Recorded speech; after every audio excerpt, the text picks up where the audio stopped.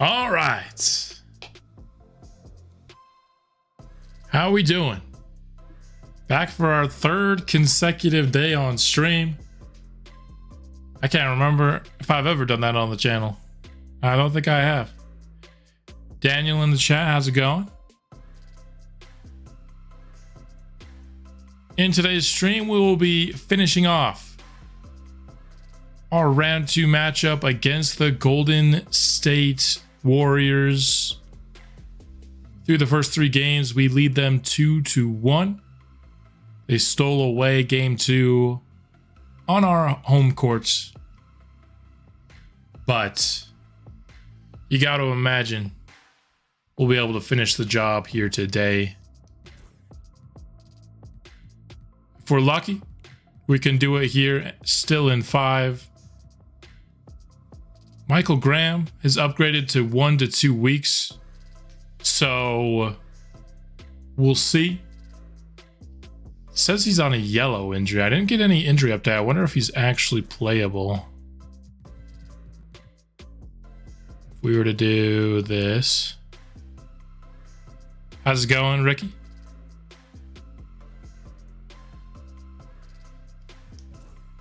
I just wonder if it'll let him get minutes. I'm just gonna do something crazy for now. See if. Okay, so he actually can play. How's it going, Johnny? I'm doing well. I got up today. I know I said I think we still might just let him finish and come back healthy.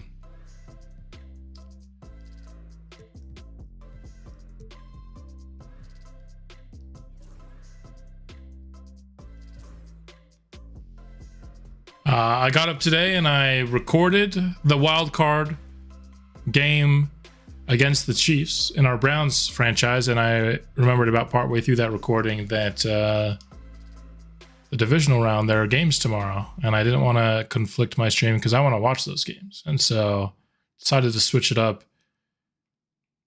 I'll be releasing the Browns episode tomorrow, and we'll be finishing off round 2 here right now. So yeah, this is the... Oh no, this has Michael Graham starting. Should we start Graham? He's back from injury. I mean, his ratings aren't really being that affected by his injury. So I gotta hide my face cam real quick because I gotta go all the way down here to Hardy. I think what we might do though, we'll let Graham get all the way back, but I think Hardy might start over Jackson today. Because I like Hardy a decent bit. I'm still going to split their minutes 24 and 24, which means I think Victor Jackson gets these minutes right there. And they'll still get even minutes, but I'm going to have Hardy in with the starters just to shake things up a bit. And then we'll let Graham get healthy for the conference finals. But now we know that should we need him for the conference finals, he'll be available. All right. Not really much to go through here in the intro because we're right in the middle of a series and we just streamed yesterday. Wait unless he's needed. Let him set a game. Yeah, we can see how long it takes him to get fully healthy. All right. Game 4 in Golden State. Let's get things going. How's it going, Bun Bun? Lemon in the chat as well.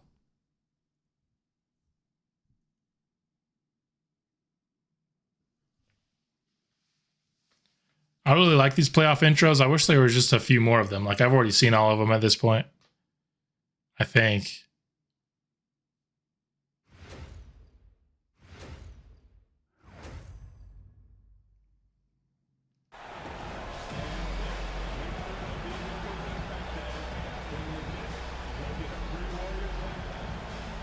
Trying to take our third game here of this series.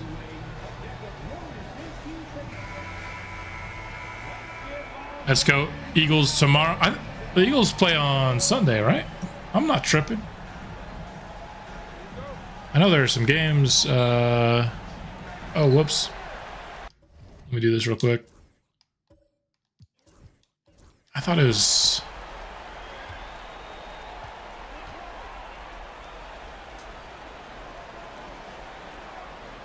Yeah, Sunday. Okay.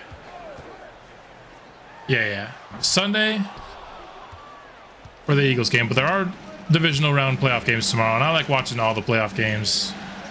The wildcard weekend games, most of the games are kind of blowouts, but divisional round is usually when things get really good in the playoffs, so I want to watch it. Shot clock winding down. Mago forced to put up a tough jumper. We'll start the game off with a miss.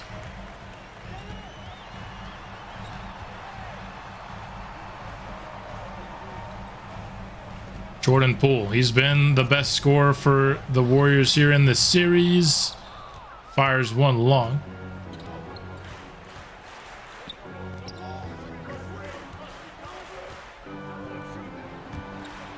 McKnight right back to Mago.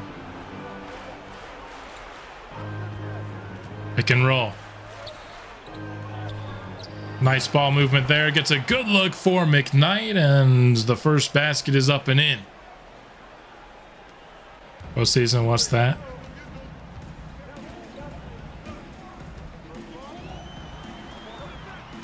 I'm glad that at least one of my favorite teams is like usually a postseason team.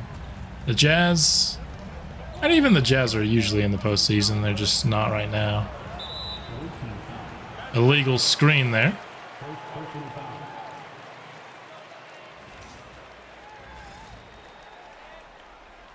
An Eagles throw blanket with your name on it. There you go.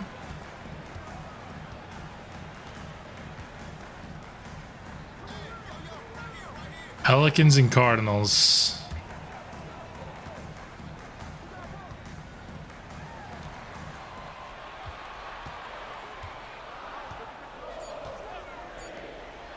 Poole fires another one up and in, so that's a couple of threes on the board. Oh, the St. Louis Cardinals, okay.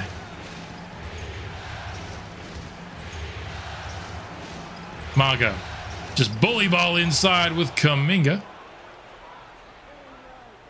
You don't watch football, understandable.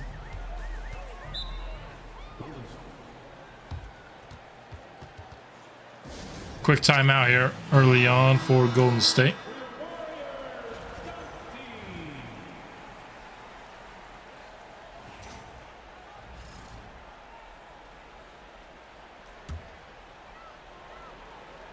Might have a new job. There we go.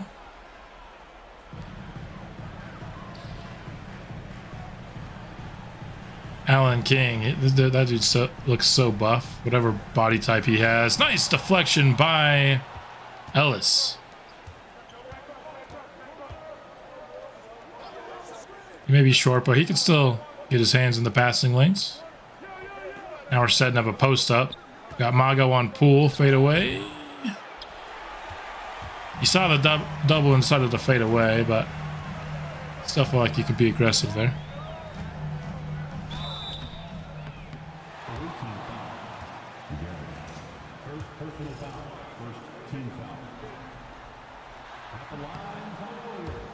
F the Dodgers.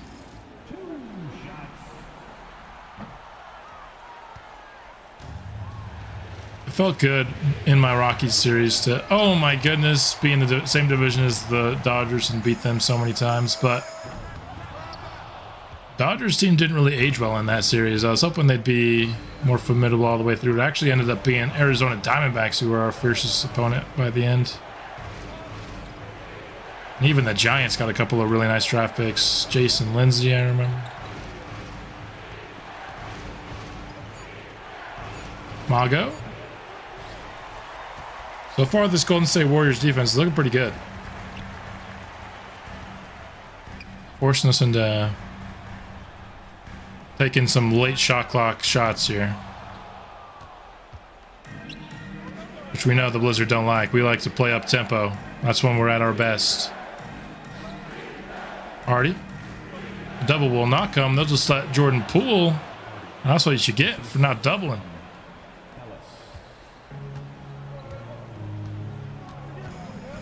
One day the Giants will be good again. They just need to draft a really good center fielder like they did in that Rocky series. They also drafted that other guy who didn't have good potential, but he went nuts. Jordan Poole, man. He's hooping.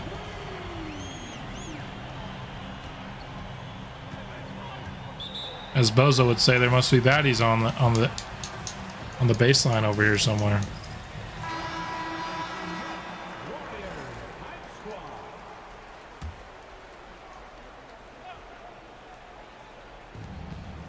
First group of substitutions onto the floor. We'll substitute our backcourt. Rodman draws the foul. Two-way player in the minors playing AAA. Yeah, I do. I've heard of that guy. I don't know what his name is or anything. Pretty much once I stop playing MLB The Show, I kind of forget about baseball until it's time to start doing research on what team I'm going to do next.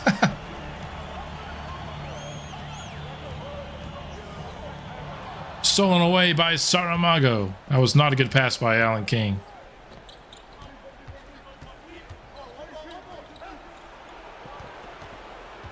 Isolation. Mago versus Kuminga. Broke his ankles. Step back. Jumper. Gotta love that.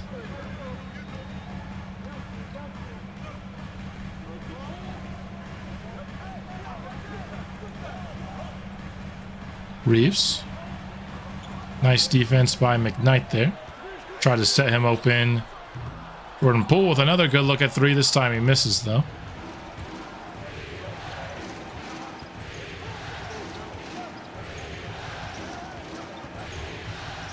Rodman attacking Jordan Poole downhill, but Poole showing some solid defense.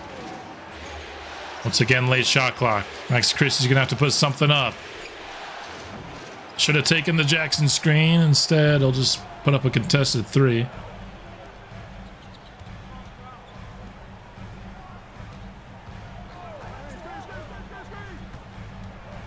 Jackson Davis has the smaller Max Christie on him, but they won't exploit that here. Instead, it'll be a Kuminga miss.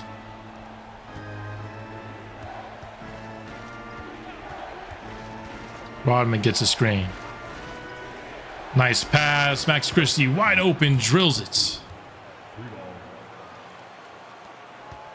Vancouver leads 13-9, just over halfway through this first period.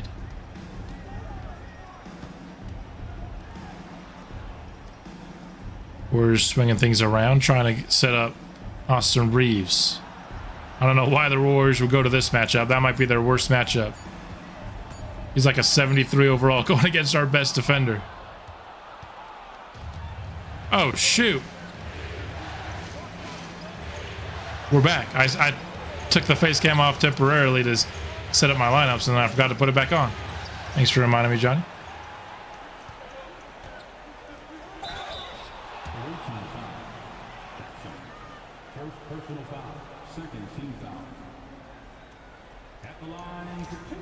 Not that the face cam is all that important, but it's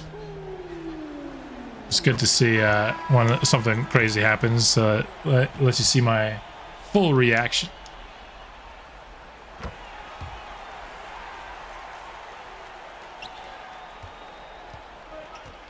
Christie has the six man.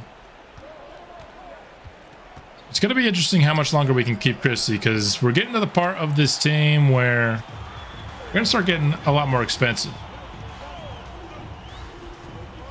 I like to keep Max Christie as long as possible. Kuminga. Good defense by Christie there.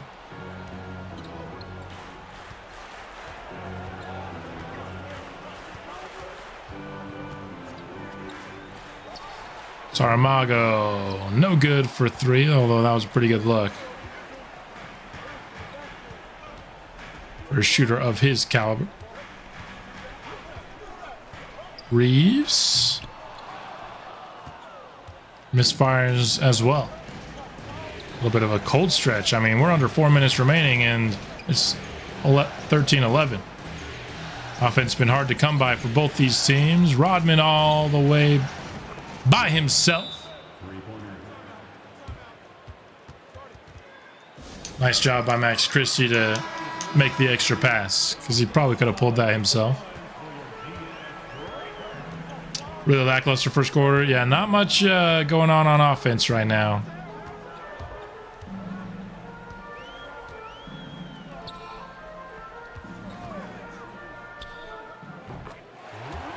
He might cost about 28 to 32. I think in like the in the base sliders, I have the sliders tuned to a little bit. I think he'll probably ask for something in the high teens. Dig the more defensive games. Yeah, I mean, there's certainly something to good defensive. What the heck? Oh my goodness. Jackson just dribbled it off Rodman's knee, which is not something you see often. But certainly something to that. But I feel like when the identity of your team is offense, you'd like the offense to show up a little bit more. This is the #1 offense in basketball. And now we trail. Christie inside to Miller. Good job on the pick and roll there.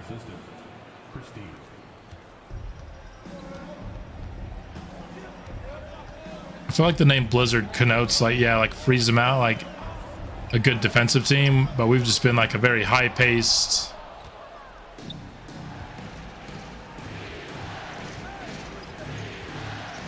But you think of like a team like the Blizzard as a defensive team. If just I knew nothing, but I knew a team was named the Blizzard. Rodman rattles one out.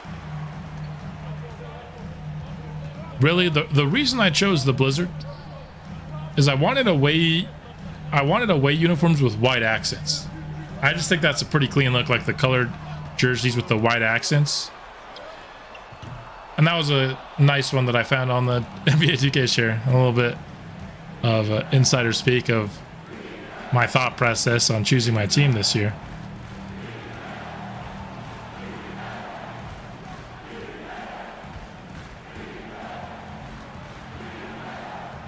I mean, Mago just having a tough time getting by Ralph Terry here. Does end up getting to the free throw line.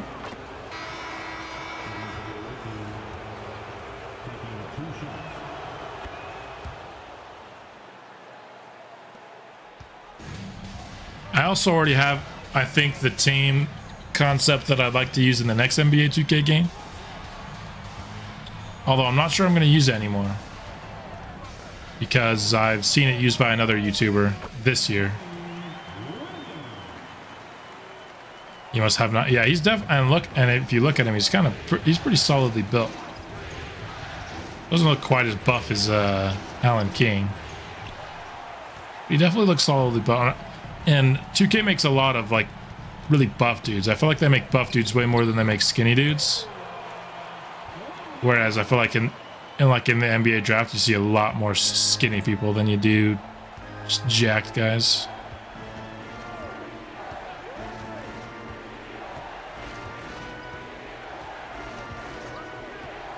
Pick and roll with Rodman and Jackson inside. Victor slams it.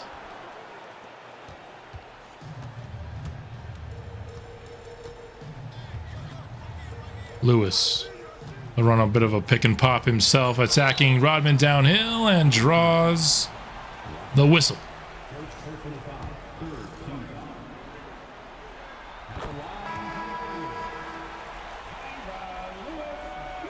Speak on it a little, what, YouTuber? I'll just tell you because I might not use it, but I really, really like this team design and I want to use it. Had I found this team design before I started this year, I would have used it. But it is the team that why can't I think of his name right now? Oh, it's the team that Stumpy just barely added to his franchise. Is the team he's not using, the Baltimore Blue Crabs. I think that uniform design looks really, really good. And I saw on the 2K vaults a couple months back, and I was like, I really want to use that team design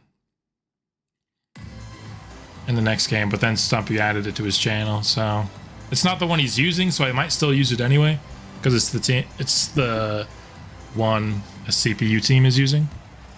That's why I'm not 100% sure I won't use it at this point. But I think those uniforms look so good. And it's an East team, and I kind of like to alternate East and West every year. Nice pass by Christie.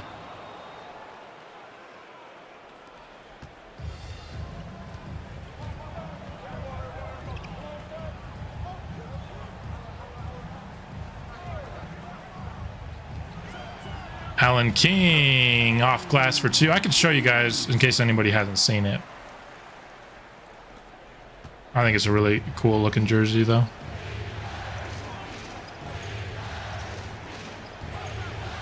Ellis finds Max Christie on the wing, setting up for a DHO. Garrett, no good on the 3. Oh, no, yeah.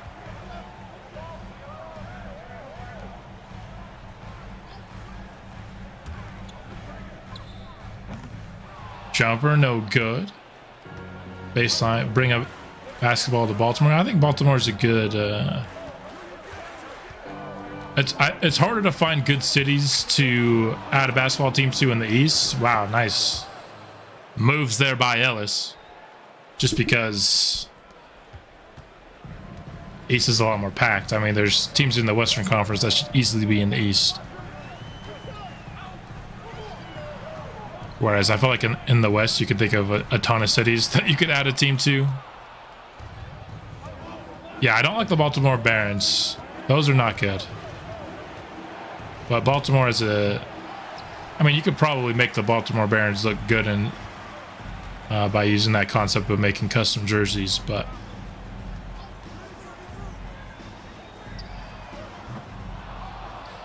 I think most, if not all, of the pre-made jerseys are crap. That's why I always go to the vaults.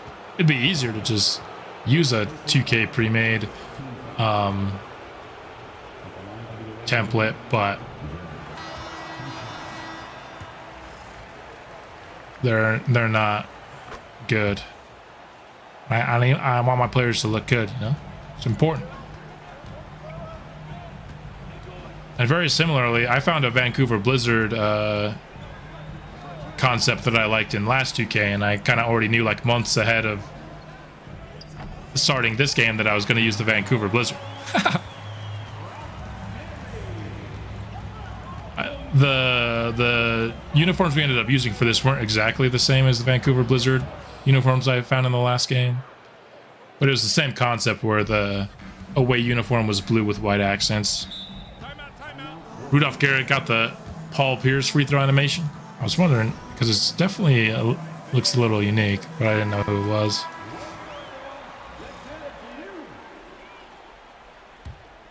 Paul Pierce.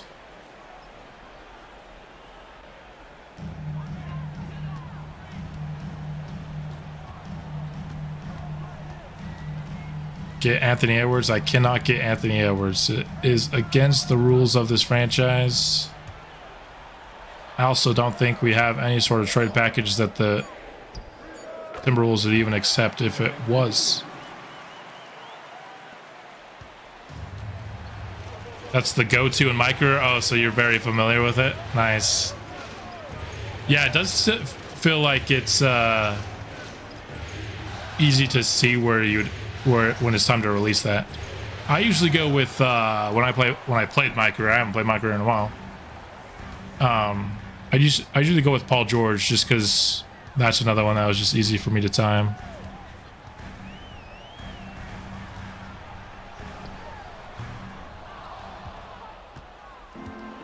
A worst team series at the same time? Well, we kind of are doing that, Vernita.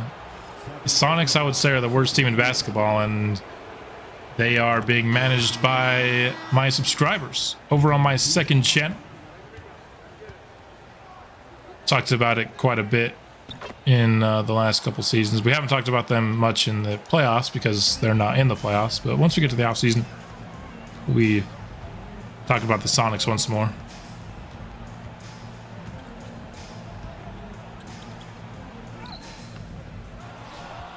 Hauled in by Victor Jackson.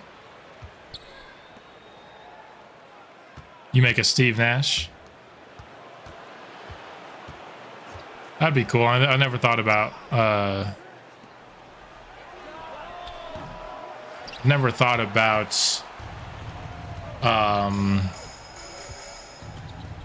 like making a former actual player as my career. I usually, because they do the whole initials thing, and for the last couple of years it's been MP. So I try to create a player who has initials that would make sense that their nickname would be MP.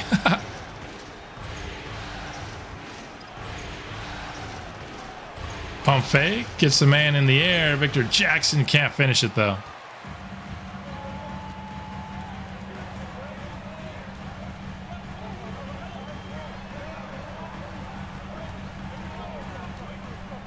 Michael Page, there you go. Funnily enough, I don't know how many, if any of you in chat were here for my Nashville Sound series, but Malachi Pope, the guy that we ended up drafting, he had like just a terrible name, so I changed it to Malachi Pope, and that was my career, the guy the name I had for my career player that year was Malachi Pope. Sonics drafted like Ish before you got him. Yeah, that's why you needed to take them over. Like Pauneski was the only guy with potential they had. I mean, to be fair to the Sonics, just like the CPU always does, they draft this team of really expensive vets that are decent, so they didn't really get a ton of top picks until you guys took over them. Because by then they had lost a lot of their players, or they had just regressed to the point where they were terrible. Jackson, nice job on the putback.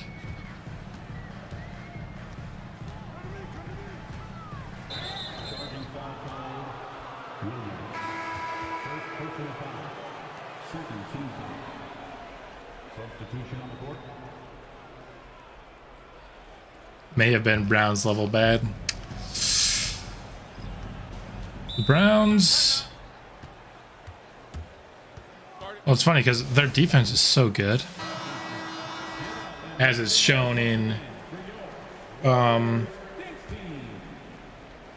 this 2026 season of our Browns franchise series. They're really good, so that they find good defensive talent all over the board. They have, D-line. I feel like they've struggled to get good D linemen around Myles Garrett, though. The year before us, they drafted Paul at 4. Paul. Oh, Paunescu?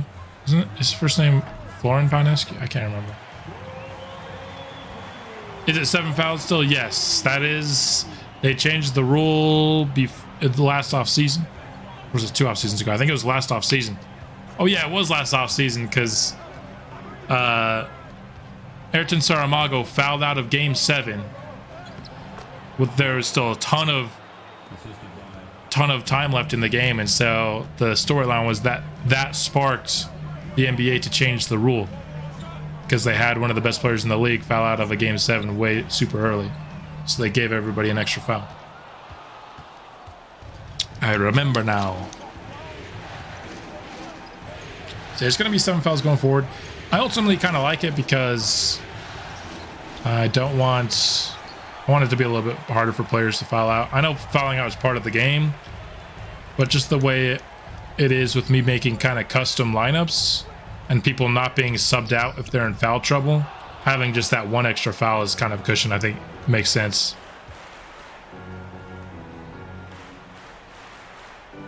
I see, yeah. Lauren Paunescu. Yeah, I think that wasn't a terrible choice at 4 that year, if I remember right. I don't think that draft was very good or released very deep. Nice play by Golden State. Like the role-playing elements. Yeah, I mean, when it's easy to make a storyline, you might as well do it, right?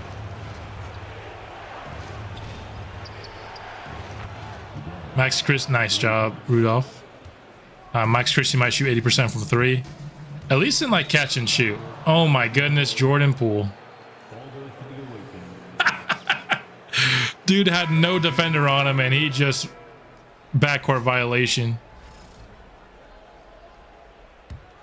Like he'll take some off the dribble threes and he's not as good at those, but his catch and shoot, he's money in showcase games. He had A+ potential. Are you talking about Panescu? The thing is, what the grade that the people show in their rookie year is not reliable at all in this game. Nice job, Andre Hardy. We now lead by a dozen here in the second quarter. Like I think it says Michael Graham has A+ potential right now. That's not going to stay once we get to the offseason. His potential is somewhere in the neighborhood of 85.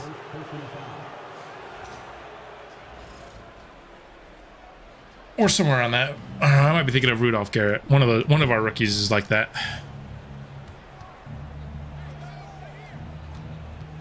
Kind of have to wait till the progression period after their rookie year to really see their true potential grade. Just the way the game works this year. Which sucks because I usually, right after the draft, I look at their potential grades to see who made good picks, and you just can't do that as much this year.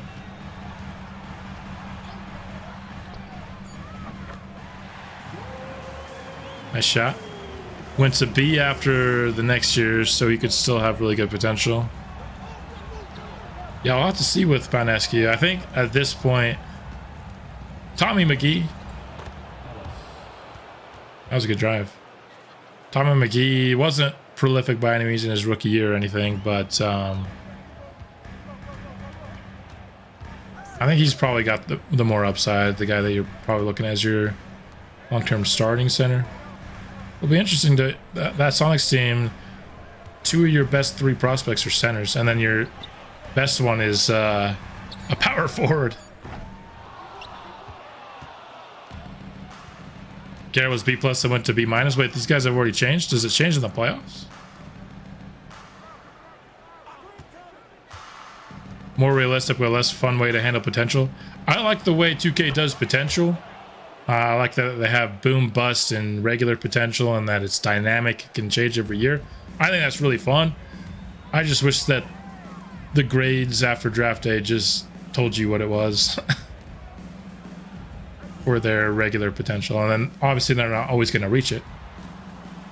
Just because somebody has a potential doesn't mean he's going to end up being a 92 overall, but you know he has a chance.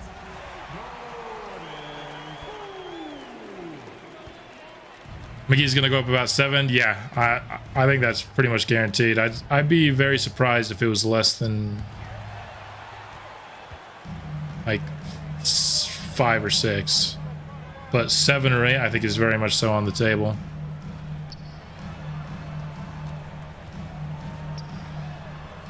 Wanted Novak.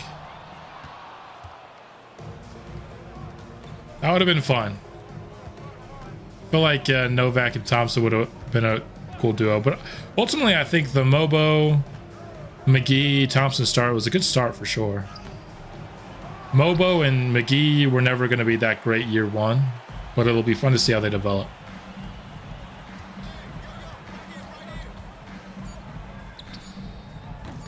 Kuminga misfires on that one, so 51-40, not a very high scoring affair.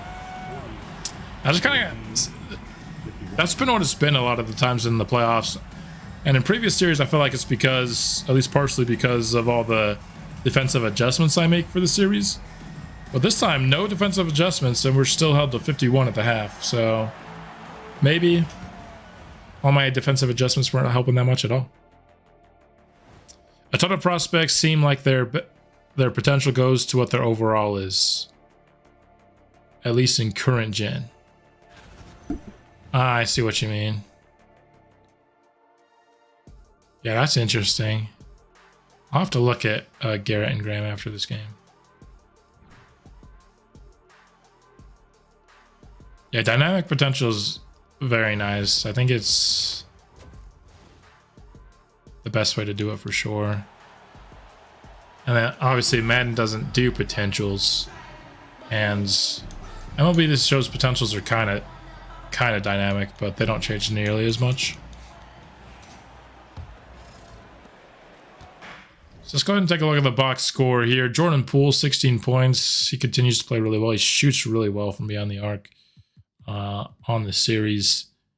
Nobody in double figures for Vancouver. I was just about to say, I don't remember any standouts here in the first half, but we have 5 players that either had 8 or 7 points. It's a very well-balanced game. I mean, Rodman struggled. Other than that, everyone's like within a shot of shooting 50%. We benched Richard Jackson, and it looks like he's doing better off the bench. 8 and 8 at the half off the bench is pretty dang good.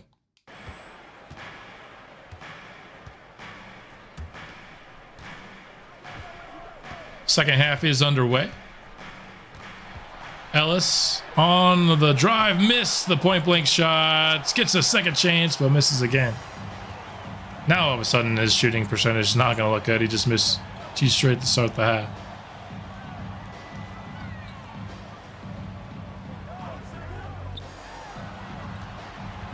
Reeves to Kuminga. Nice defense here by Vancouver. Poole, baseline shot, no good. Jackson Davis on the rebound, and Golden State makes the most of their second chance opportunity.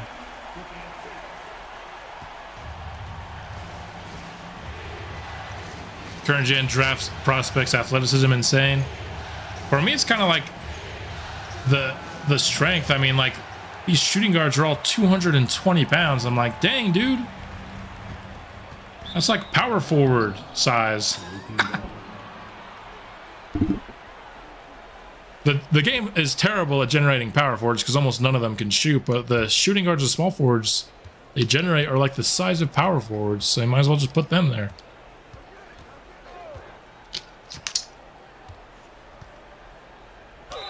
Garrett, nice job. And one. Yeah, in general, I think the most overpowered position in 2K classes is center. Oftentimes when I import a player into a class, I'll overtake a center. Either that or like a 5'11 guard at the top of the draft, because those just don't happen. And if a power forward can shoot, he can't do anything else. Yeah, I mean, we drafted a power forward at the very top of the draft, so there's like the archetypes that they generate at the very top of the draft, but other than that, 2K is terrible at generating power forwards. I always just end up, I mean, in last year's team, I ended up drafting a small forward and moving to a power forward, and that was kind of our power forward towards the end of that series. This year, I don't think it's going to be a problem because we have a real-life player in Leonard Miller, and then obviously Saramaga's the best power forward in basketball, so.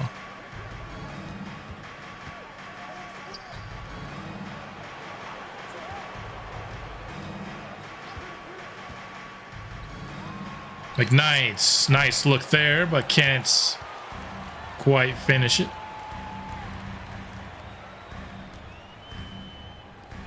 How does a 6'10 power forward come in with D rebounding, but a 3-point shooting? Mago's the GOAT. Say it all the time. Hey, the Magoats. There you go. He's truly a joy to watch. We haven't seen like a nasty poster, I feel like, in this series yet. Got to see him absolutely catch a body. That's what I want to see. He's been doing that so regularly this season. It's kind of started last year where he was able to do it fairly consistently. Oh man, I thought he was going to do it right there. Right after I asked for it. But we'll take the end one. Nothing wrong with a layup there.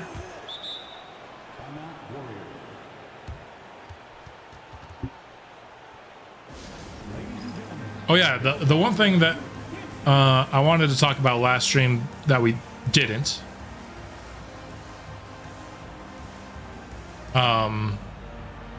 Was custom draft classes, and in that stream we were kind of talking about it in the context of Stumpy's stream, but Stumpy's channel this year, how he's incorporated custom draft classes.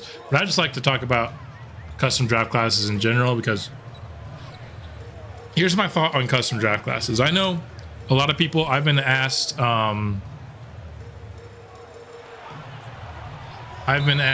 geez, Ellis just barreled through King right there, and King's so much bigger than him. I've been asked, like, why don't you use real life draft classes on my channel and stuff? The ones that people make that have the real life prospects and such. And there's really two thought processes that I feel like go into custom draft classes. One is that in the case of just the real ones, all those players are going to be in like the next game anyway. So I don't care to put them in a made up version of them in this game when we're going to get like the real version of them in a game or two. And there's just a lot of other channels that use those real draft classes. And so if you want to see a made up version of, you know, Ace Bailey or Dylan Harper or Cooper Flagg, there's a ton of those on YouTube, whereas there is one Ayrton Saramago on YouTube. I guess I can't say that. There might be some other Ayrton Saramago that got generated, that got drafted in the second round somewhere. But nobody else on YouTube has Ayrton Saramago like we have Ayrton Saramago. And I think that's really fun. I think that's more fun than if we had said drafted Cooper Flagg in year one. And so that's one reason, and but that only applies for real the real life draft classes that people make in the games. The reason I don't really love custom draft classes in general, though, you saw Ayrton, Howard. Okay, I was gonna say, I thought you were gonna see. Oh, I thought he was gonna do it again. Starting to get aggressive. The other reason is I think it's very, very, very, very difficult to get right. So I think here's the spectrum of not powerful enough to overpowered on custom draft classes. Here you have like this large section of custom draft classes that just aren't interesting enough to be worth going through all the work for, to either create it yourself or vet somebody else's draft classes for a class that's ultimately not all that much more interesting than just a regular 2K generated class. But then on the other side, you have this large spectrum of draft classes that are just too overpowered. They just have too many players with insane badges or insane skills or insane potential. And I felt like it's almost like taking a shortcut by using a custom draft class that has that.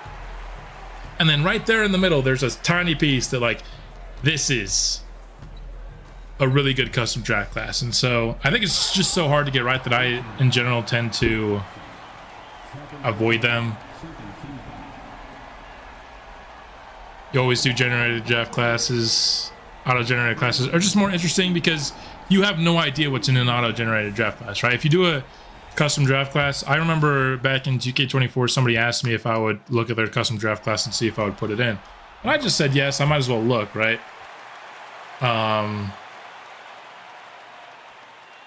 And it was an insane class.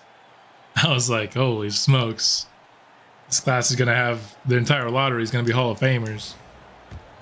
Because I think it's so hard not to get carried away when you're doing a draft class and you're creating a storyline. Like, look at these twin brothers. I think that was one of the storylines in the draft class that this guy sent me that he wanted me to use on my channel last year. And it's just hard not to make those players just insanely good.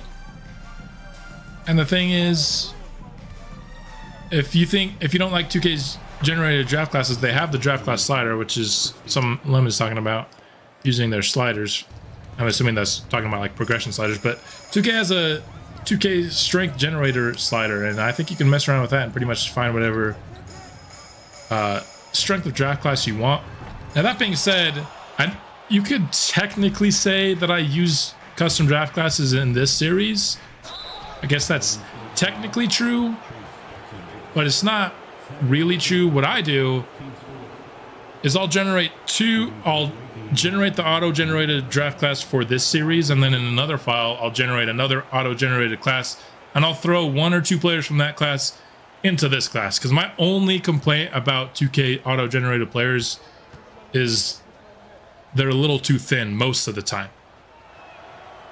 And so if I just put 1 or 2 more kind of auto-generated players from another draft class into it, then I think that creates a perfect draft class.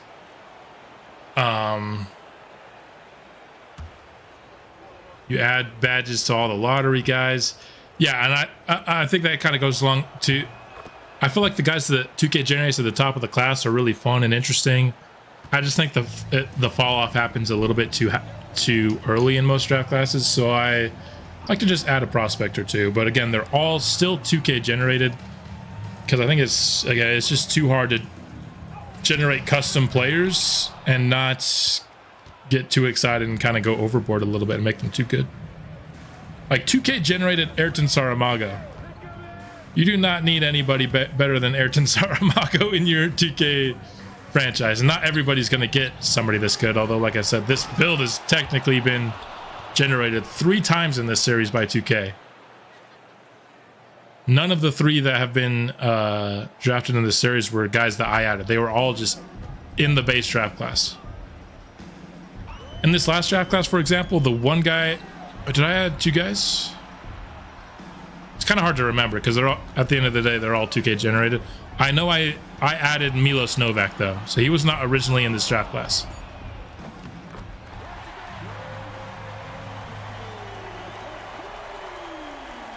The power forward is good, automatically Tim Duncan upside.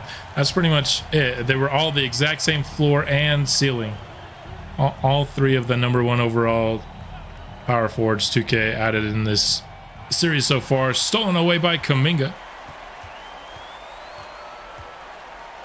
So that just goes to say, and I don't mean to bring this up when I'm talking about Stumpy to say this. I think Stumpy made a bad move or anything, because obviously it's up to him. I just think it's so hard to do custom draft classes right that I just avoid them. Oh no, there's another Warrior injured. Who is it?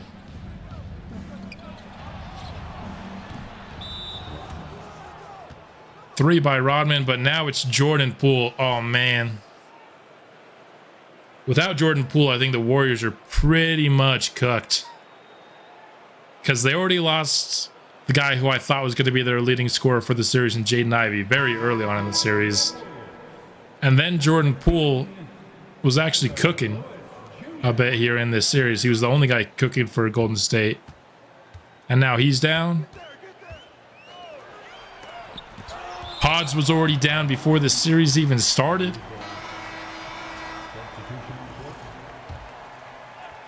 In the end, the Warriors are kind of just like last year's real-life Knicks, where they just sustained too many injuries in the playoffs. And a team could only do so much, even though Golden State does have some insane depth. Could still only do too much with all these injuries. Dubs are done for a knee injury. Yeah, that did not... Poole did not look like he was having fun there. So it looks like this one might be over in 5 at this point. There you go! There's the big time slam from Saramago.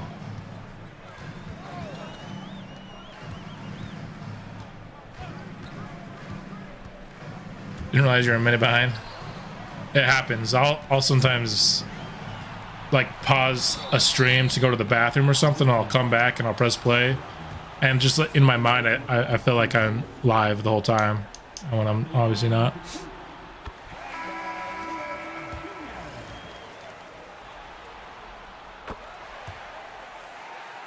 That being said, as I stated earlier on before I started the Sonics part of this franchise, I'd love to do a series with Stumpy one day, and if you want it, and if it was a requirement that we use his custom draft classes to do it, I'd still do it, even though I don't like them personally myself.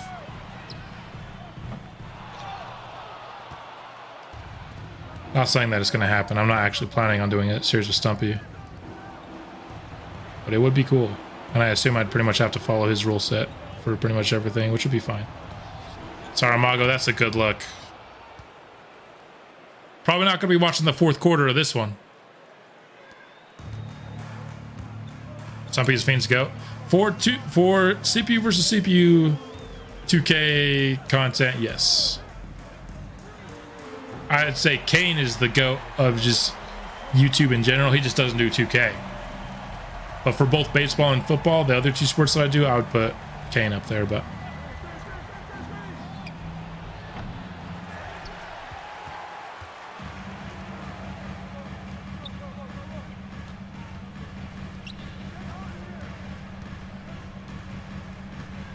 Kane is a vet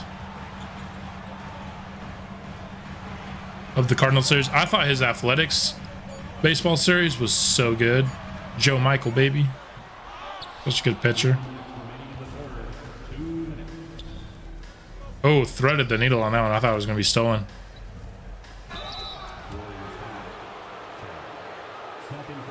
The Cardinals, like, he went through his phase of, like, trying to pick more of the mid-range teams than the bottom-tier teams. And sometimes it worked. Sometimes I feel like... Because that's a tricky range of teams to pick from.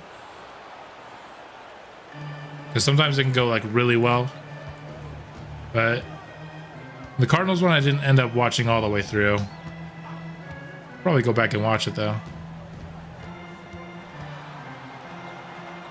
I've been catching up. My thing these days is I'll watch one person for like one stretch all at once, so it ends up me getting behind on some other people's series, but then I get to like watch episodes back to back and I don't have to wait in between, so sometimes it's good. Although I do like being there right when the episodes come out too, especially because then if they do a live stream, you're all caught up and you don't get spoilered on anything.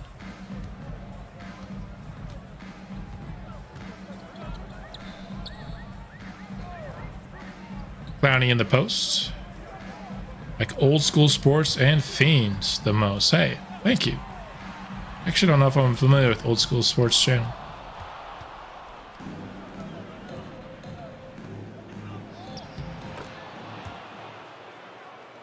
Yeah, this one's pretty much in the books. And that pool injury might have been just the nail in the coffin for Golden State. They've fought hard, to be honest, for a team that I thought was such a heavy underdog in this series. Old school is out of the park base, so I got you. Check the injury. We could definitely do that. It's probably the last possession we watch here of Game 4. So let's see if Saramago can cook. He goes to his go-to shot, and he missed it. No! He doesn't miss that shot. Yeah, he's actually started to... I feel like the weird part is the better he's gotten, I feel like the more he actually misses that shot. But he makes every other shot, so it's fine.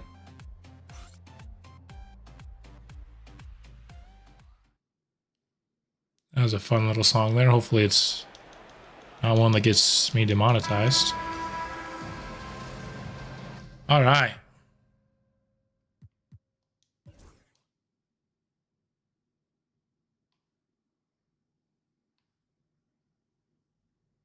There you have it. 108 to 81 points is all. You can probably check it right now.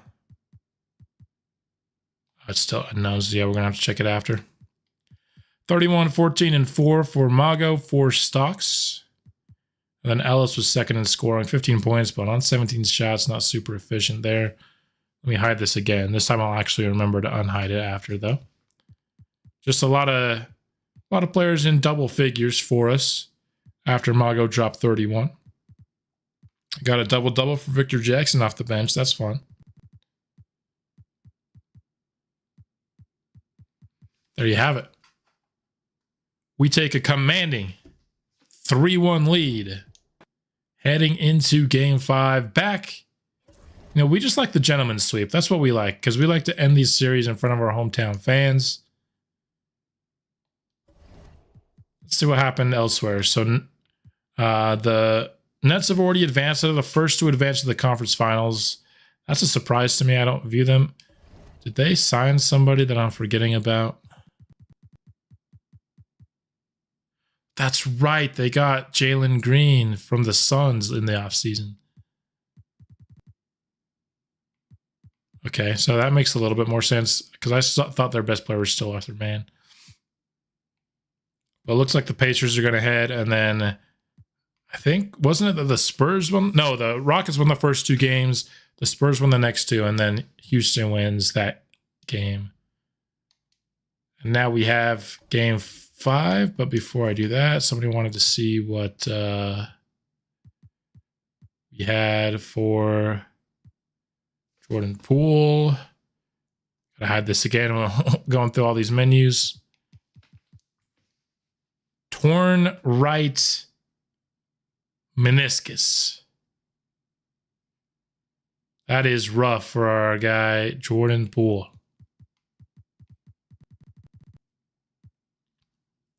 Pods isn't coming back. I mean, should we let Jaden Ivey play game 5? It's day to day. I feel like I'm going to, just for fun, since they lost Jordan Poole, and it's like a day to day thing, I feel like you'd play here, right? All right. They get Jaden Ivey back.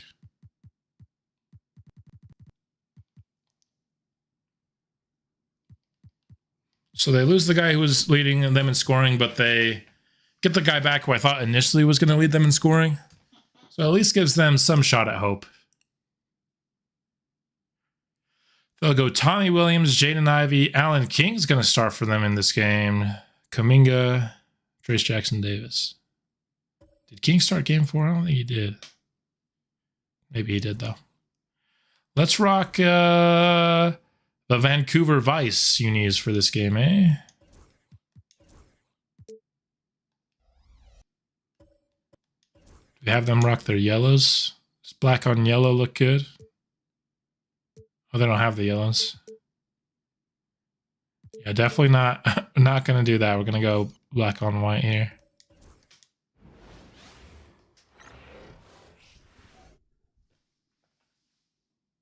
So, oh, dang it. I saw the chat 1 second too late.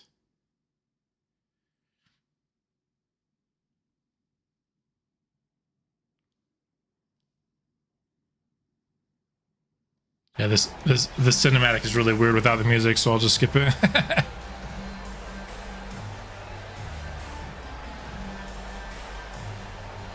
Vancouver can punch their ticket to the conference finals in Saramago's age 22 season.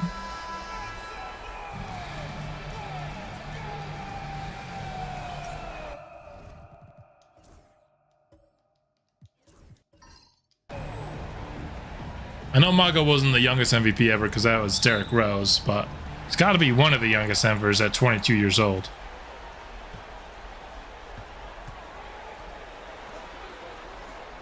Setting up a play for Rudolph Garrett. This play always gets an open shot. And Garrett. Oh, Derrick was 22? I thought he was 21. So I guess that's tied then. What was their birthday, though?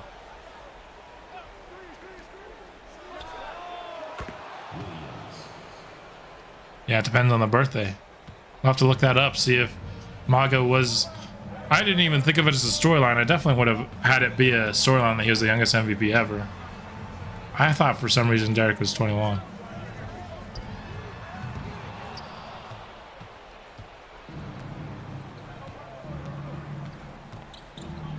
Step back for Jaden Ivey. They're going to need him to have a massive game if they want to have a chance here.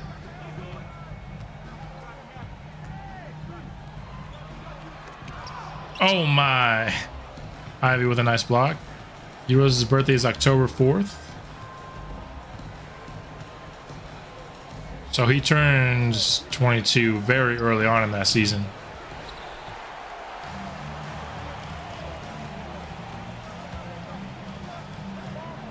So that means there's a good chance that Saramago, although I think Saramago, his birthday is in the off season.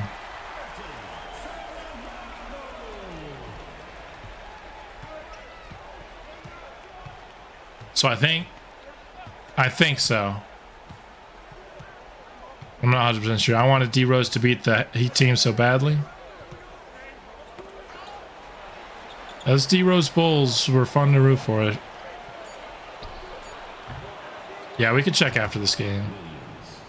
I think it's an off-season birthday, though.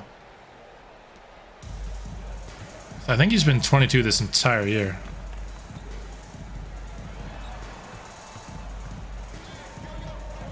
And I think I remember him. Oh no, because did he have a messed up birthday? I know some people in 2K have these messed up birth years so that they never age. That's the downside of using player DNA to get the college clips, is sometimes it like corrupts their birth year for some reason. I have no idea why.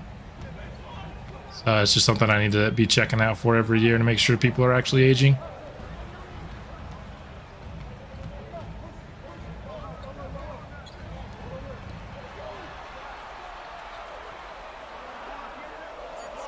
Shot clock winding down. Mago's going to need to come up with a jumper. I feel like he would have had an easier one if he shot earlier.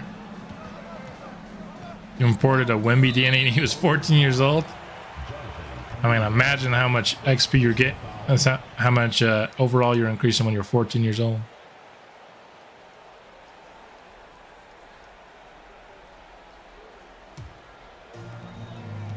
"14-year-old Wemby."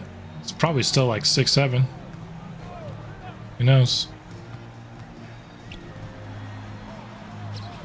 Ellis pulls the trigger and bounces it in.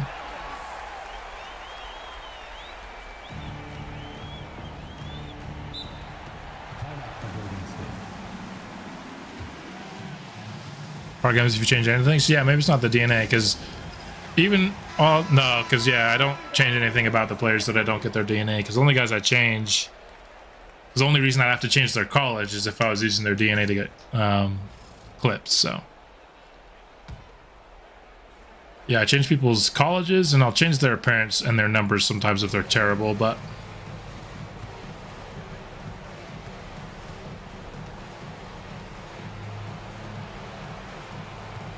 yeah, a lot of players need a drip update. 2K's generated players do choose some kooky numbers sometimes, like 48. Like who's choosing 48, man? You don't like 49? I actually don't mind 49 for a big man.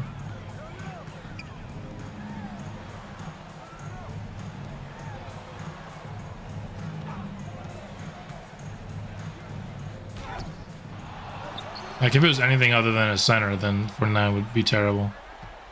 But I kind of can see it for a big man.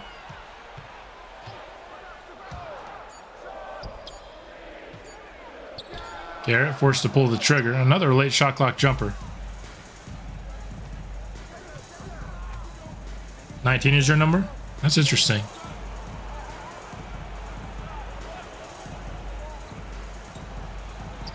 Don't see a lot of, like, 19 is not a number that I use a bunch. Not that it's ugly, it's just in the teens I usually, like a 17 is a common number I use, a 15, 13, a 12.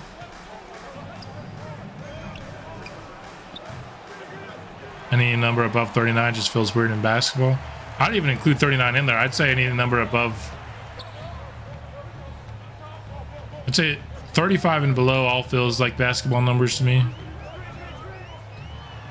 But like, there are some exceptions. 45 I feel like is a perfectly acceptable number. 99 on a certain kind of player I feel like can work. And then 49 I think works for Andre Hardy, but yeah, there's definitely, it's not like the cleanest number ever.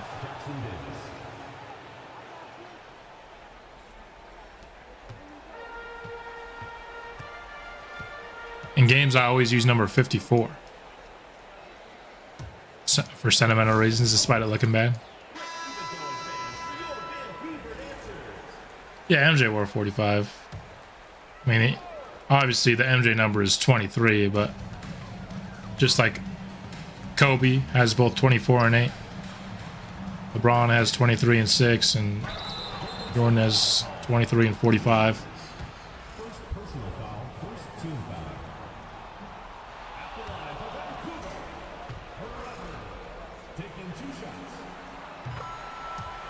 Nobody has worn number 64. All right. People have requested Andre Hardy to change his jersey number. Let's go into 64. Oh my goodness. Didn't I say I wasn't going to forget to put my face cam back in, and then I did? Oh man.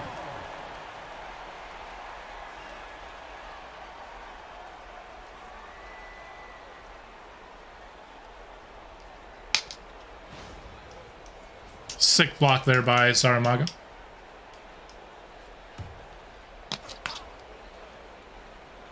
How's it going, Ricky? Glad to be back. I'm surprised. You know why it takes me so long? It's because in gameplay, this is how I'm used to watching the games. I'll sit here and I'll just have the record button on and I'll watch it. And so, like, the screen without my face cam, it looks super, super normal to me because I've watched 100 hours of the Blizzard this way.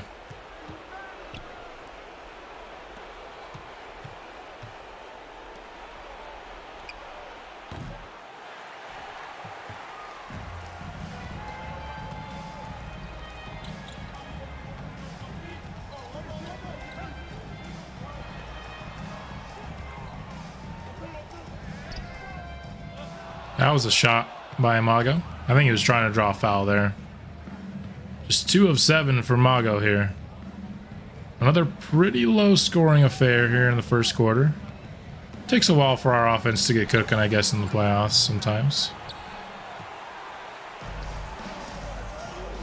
Jackson is definitely cleaned up the boards, which has been surprising. His rebound ratings are nothing to be impressed by. Okay, Clayton. Okay, Clayton. Clayton's looked much better here in the second. His field goal percentage that I could see there in the playoffs is up to 45%. Remember, it was 35% after round 1, which means here in round 2, he's been cooking.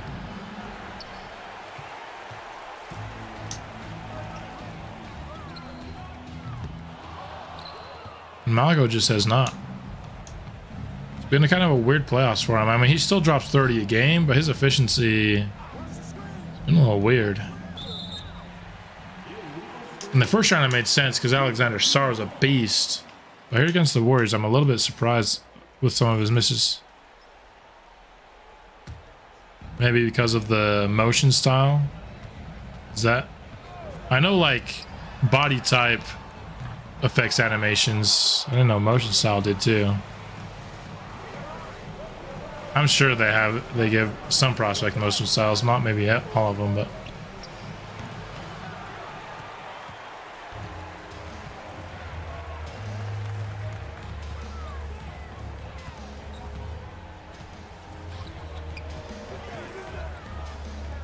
McKnight, catch and shoot. Bang. It's a good look there. I feel like we should do that more. Just literally give it to Mago in the post.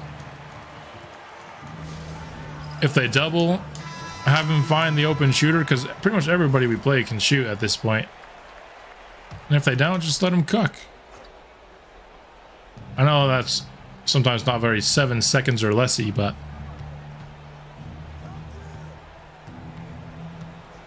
I feel like it's a hard offense to stop.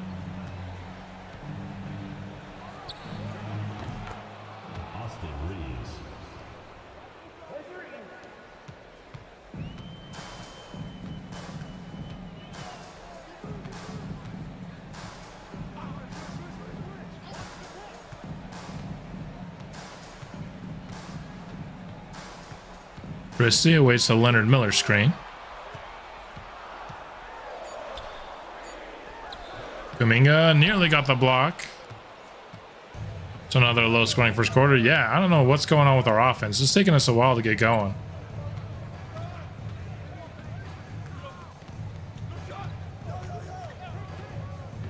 We'll usually pick it up, but even like we scored 108 by the end of that game 4, which isn't... I mean, we average 125 points per game. I don't think we averaged quite that much in spotlight games, but over 110.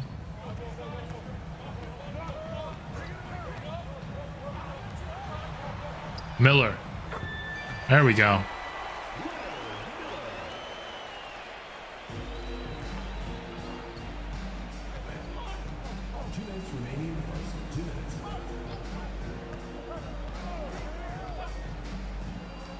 Kuminga for 3. Too strong. In transition, Rodman against Reeves. With the defense held up. Christie would have had an open 3, but he was just a little bit too deep there. Rodman now. Pick and pop. Wide open for Mago. He's going to make the most of those looks. And now the Vancouver offense is picking up. Just a couple of threes is all you need. All of a sudden, the quarter's looking a little bit more respectable for you.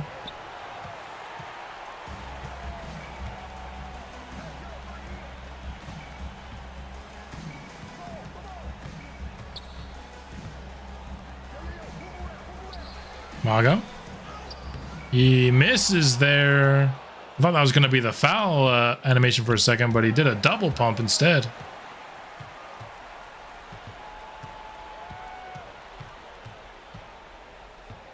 Trying to set up Mago here. He's got Reeves on him.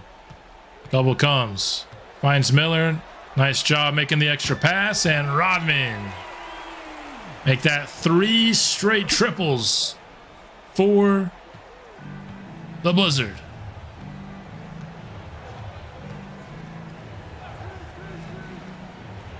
This is not a drip.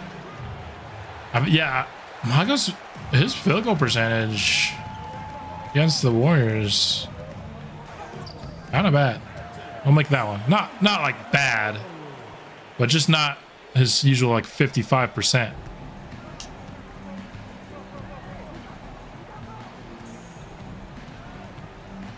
Rodman's nice. I think he's probably the guy who projects to be our long-term 6-man. Which, kind of like I said last stream, I think if that's going to be the case, I think our backup center needs to be a pretty good defender, because he is not good at defense. I don't know how much better he's going to improve. He might become a decent defender. Is Dennis Rodman his uncle? He's a very different player than Dennis Rodman, but I mean, uncle. It's not like they're like it's his dad or anything.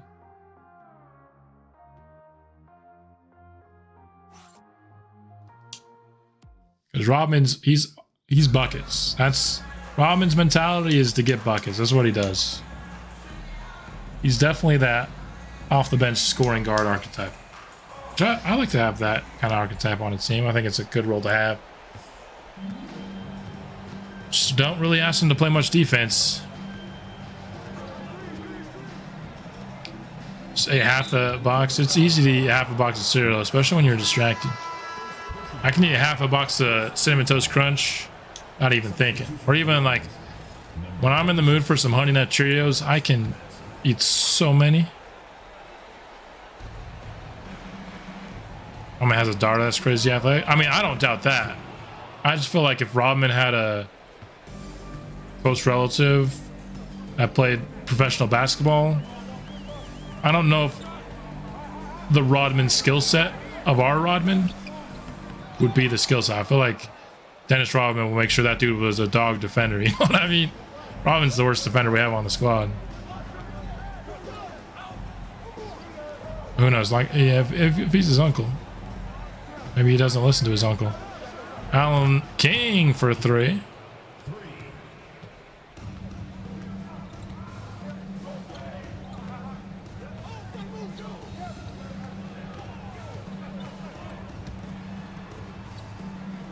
Rudolph Garrett takes a screen. That was kind of wild. Kind of wild that he attempted a layup from that far and then he got fouled on it too.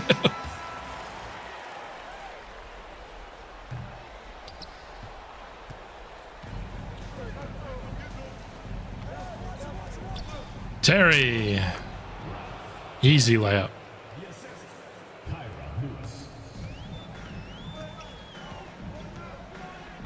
Captain Crunch without the berries. I think I like Captain Crunch without the berries personally myself as well. Nice aggressive drive.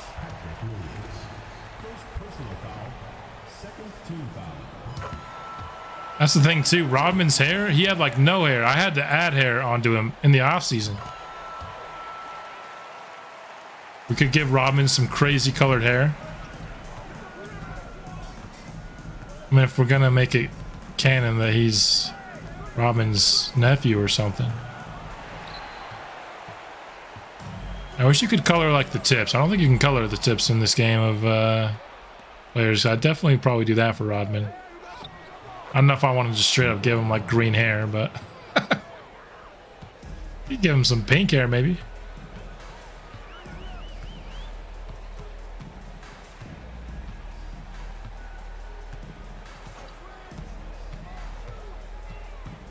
Or blue.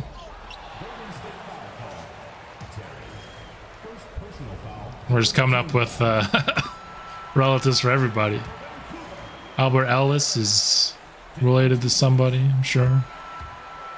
Garrett is Miles Garrett's cousin.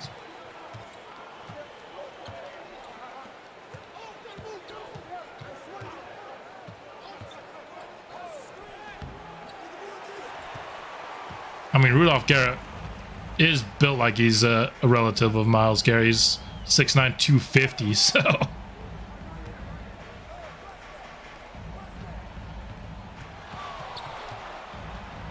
See, this is a spot where I want Albert Ellis to have a better go-to shot. Oh, he didn't go to it here. I thought he was going to go to it. Monte Ellis. There you go.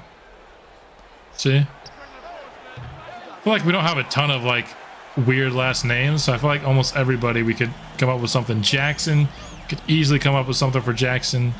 Hardy, we already did. Ellis, we already did. Garrett. Saramago is the toughest one.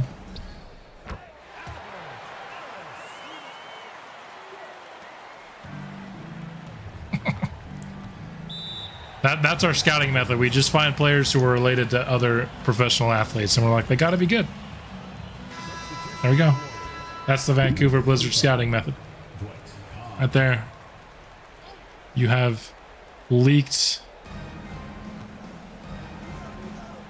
the secrets for the Vancouver Blizzard scouting.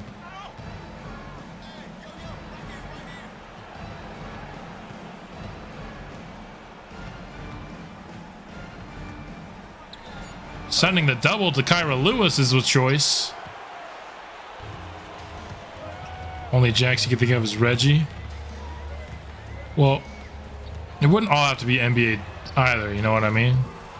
Like my Miles Garrett to Rudolph Garrett. As long as they have a professional athlete, it's fine. Steph and Jackson, yeah.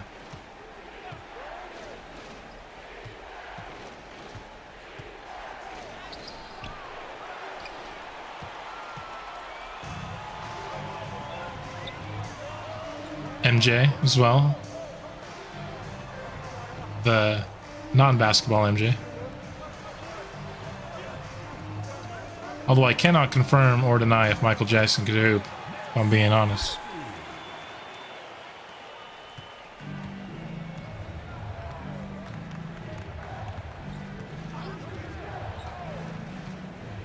The king of shot.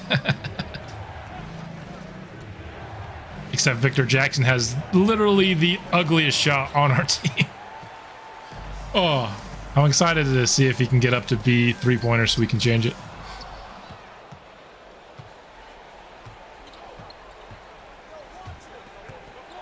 Also, Mark Jackson. He's been an announcer for a while. 5'9" and skinny. I mean, not at that professional level, but, you know, a 5'9" can hoop at the street level.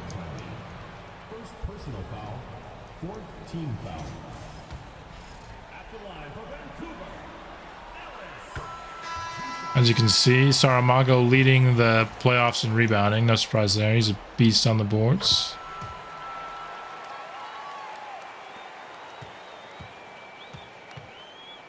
Yeah, I hadn't really noticed that. We have a lot of fairly common last names on our team. Other than Saramago.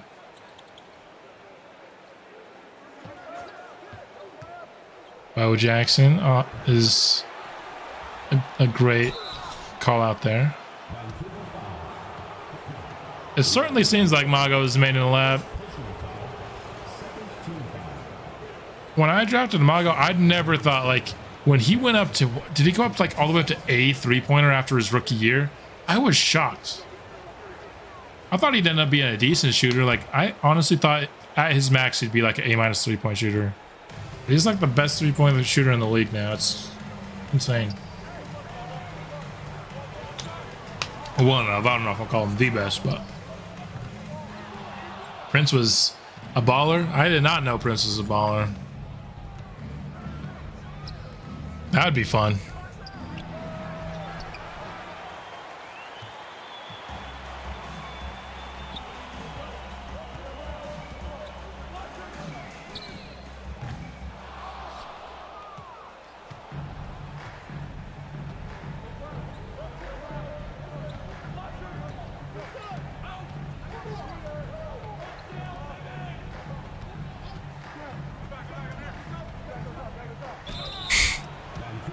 That's another foul animation that I laugh at every time. Like, why would you ever foul a man who's doing like a 180 backwards layup? Like, let that dude shoot that, please. I'd love to see if that even hits rim.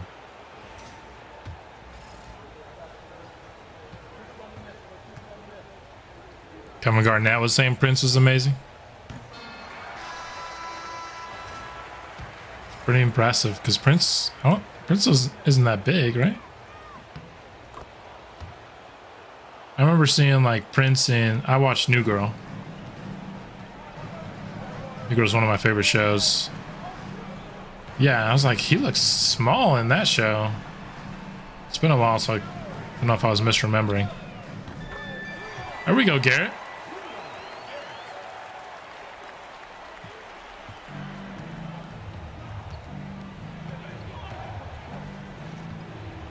The only Saramago that's famous is a guy named Jose Saramago. Is he Brazilian?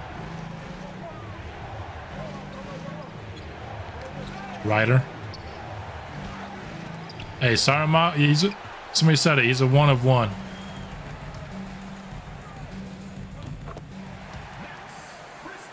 No, don't know if I love that selection, but I can't argue with the result there.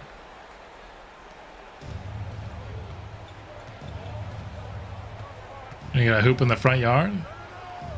I had a hoop in the backyard growing up. It was nice. It's nice about it being in the back. You don't have the slant, but the slant can make things fun for pickup in the driveway too. If you're going downhill, you get that speed boost.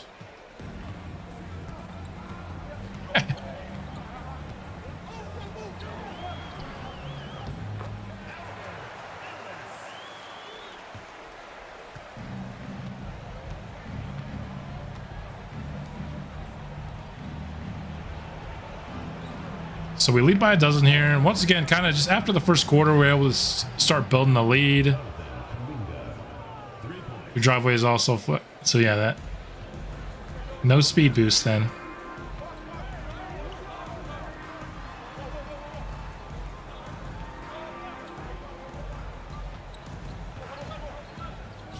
Ellis pulls up and misses. Oh, would have loved to try to get all the way to the rim there.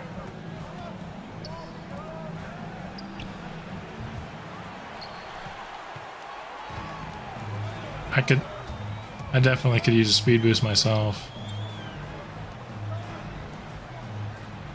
I was definitely, when I was shooting inside, I was more of a, I had to use the floater game because I have no hops. I have no hops.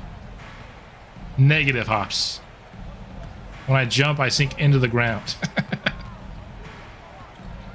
So my inside game, I had to use the in-between game a little bit.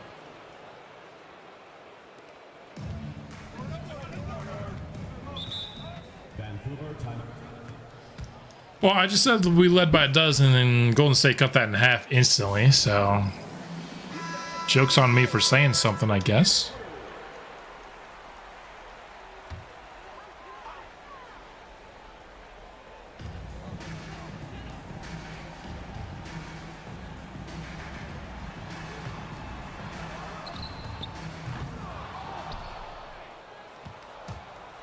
Knight checks in, got a good look, but couldn't hit it.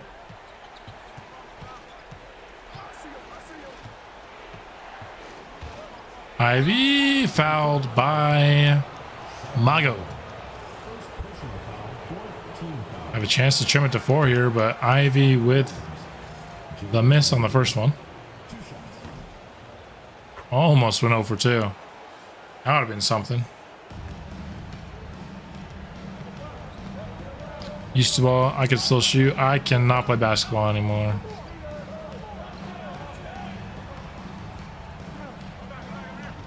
If I tried to shoot, I'm sure my first shot, at least until I calibrated it, would be an air ball.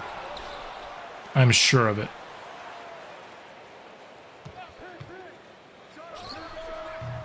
Garrett, no good. Dunked a tennis ball. Hey, a dunk is a dunk is a dunk.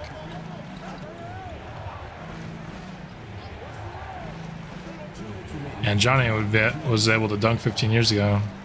I was never able to dunk. I had the basketball hoop that you could lower, though, all the way down to like 7.5 feet. So, you know, I could dunk. I was able to live out my dream when I was young by lowering it.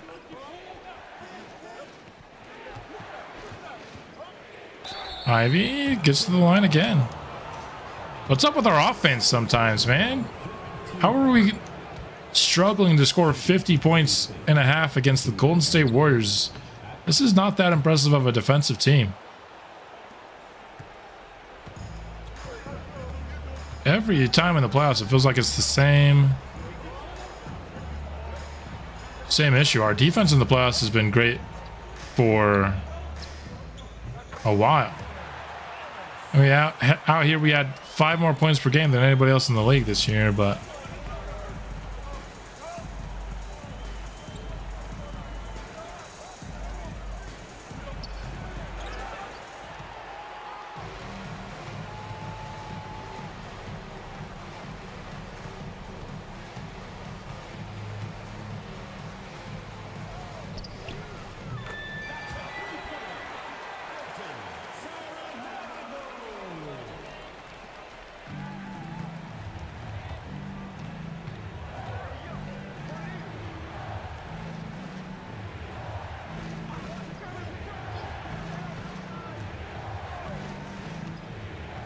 Kuminga with it, gets it to TJD. Ivy, solid look. Thankfully a miss there. So we can extend our lead to double digits prior to the half. Ellis is on fire, apparently. Mago downhill. Just too strong for Kuminga. How are we not just doing that all game long? Made a shot from half court easily. Like in a game.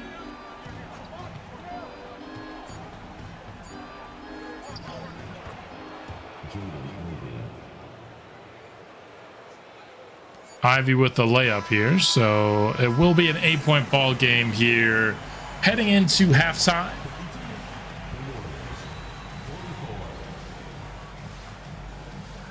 I hit a half court shots in Vivint Arena, which is where the Utah Jazz play, on my first attempt too. That's a true story. My dad's a season ticket holder, and so you get to go for a day and play on the court during the summertime when it's the off season. And I just tried one from half court, drilled it, and then I retired from basketball. I don't think I retired after that, but it was a nice feeling.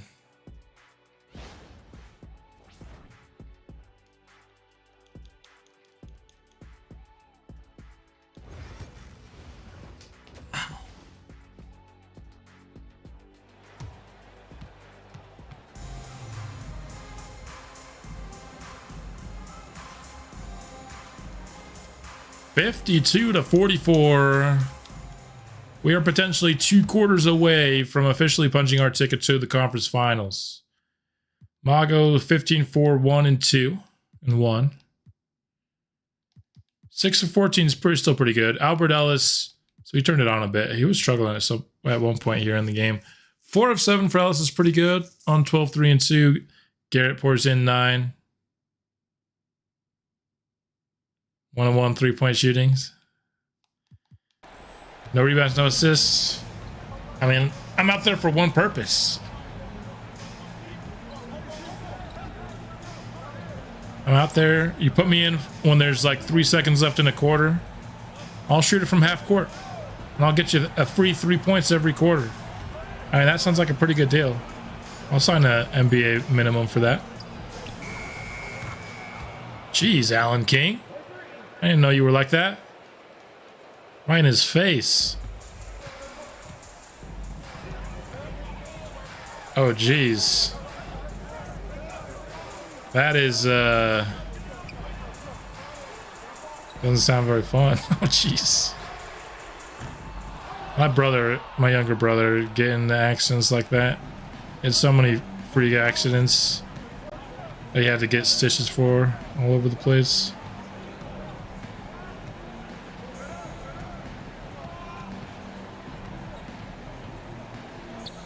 Yeah, super glad that the nail didn't go too deep because lived in the hospital. But yeah, that's what younger brothers are for, huh? Mago, bang!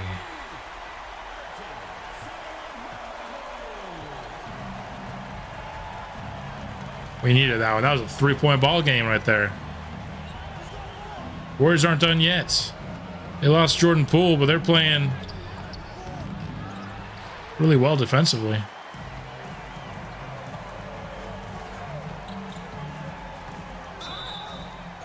Oh, McKnight. Oh, if he had finished that, that would have been sick.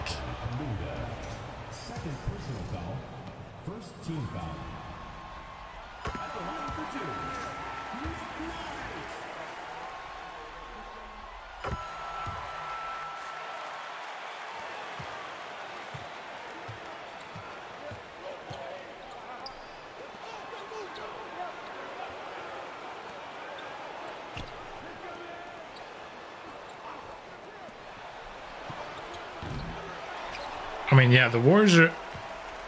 Their season's on the line. I mean, there's literally no reason to hold back anything right now. That one's drilled by Mago. They also have Steve Kerr, and isn't there a...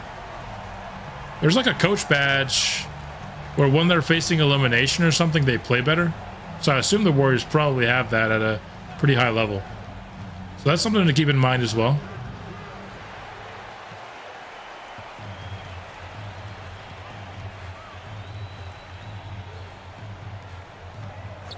So it might not be as easy as I had previously thought to eliminate them.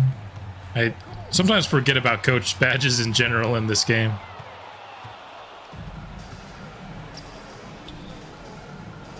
King?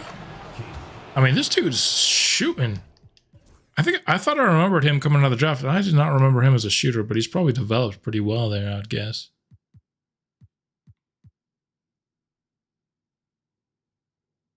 This dude's out here making contested threes. Also, he's a small forward who's 263 pounds. This is just what we were talking about generated prospects, man. Most centers in the league are not 263 pounds. This is a small forward that 2K generated. Who's out here drilling threes in people's face with C 3-point shooting. His jumper, that animation is really nice. And with his height, it gets a lot of height naturally with the jumper. And then he's already 6'11", so it's hard to contest his jumper.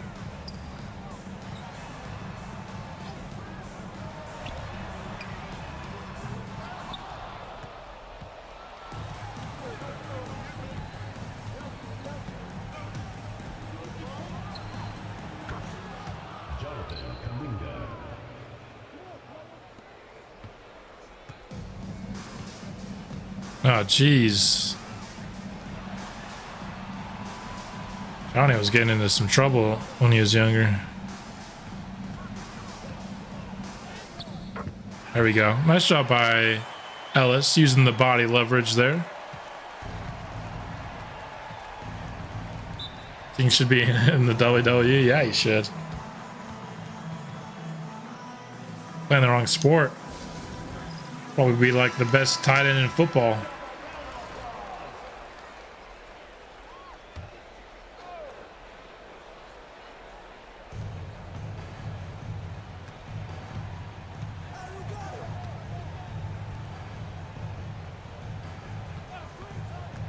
And like he's wearing the number 40. It's just, I mean, you know, Harrison Barnes. But so many just odd numbers picked by 2K generated players.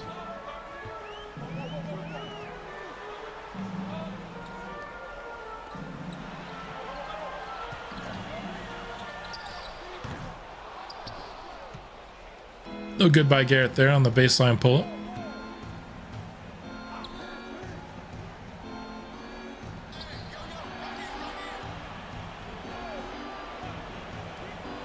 Ivy. Out to Williams. He's going to try to drive in on Garrett. Watch him hit this. King does not make that one finally. I'll go in transition inside to Hardy. Back to him. That's done.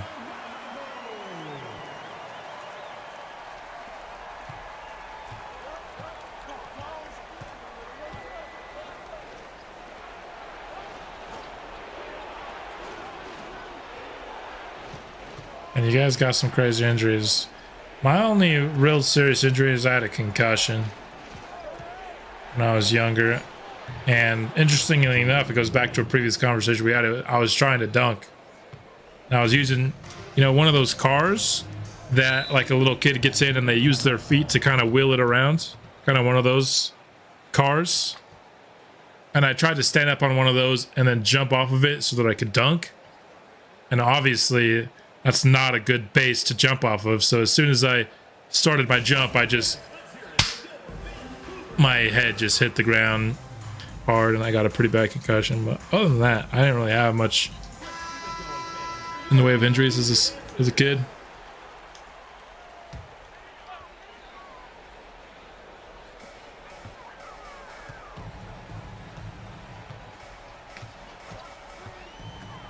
Rodman. This guy is not afraid to shoot. That is for sure.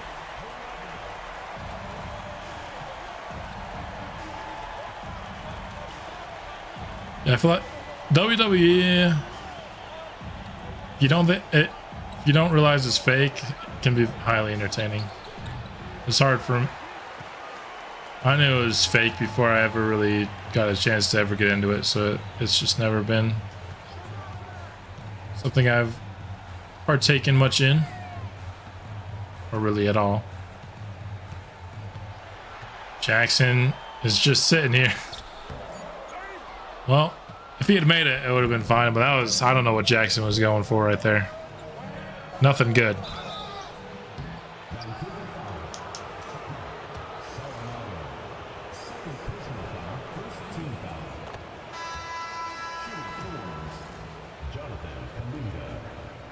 Kuminga goes 2 for 2 from the line, and it's an 8-point ball game here. We're now halfway through the third quarter. The Warriors not making this an easy one.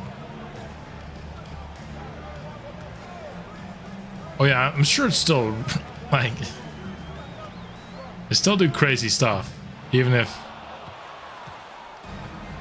it's not 100% unscripted competitive stuff, you know.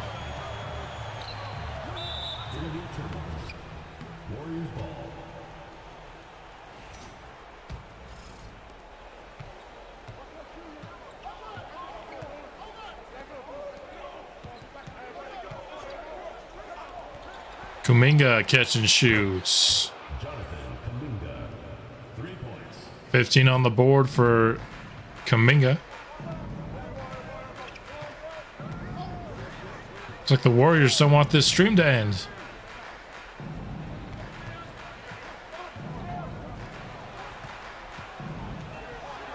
There's a poster by Mago driving baseline, putting it all on top of the young man's head. I don't know if that guy's a rookie. I don't think he is. Perry gets a big ol' slam in the face.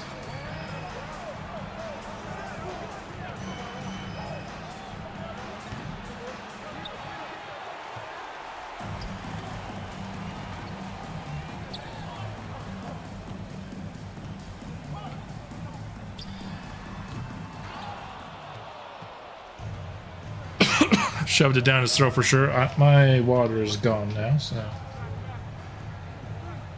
if this does go to 6 games, we're going to need to get some more water before we hop into that game.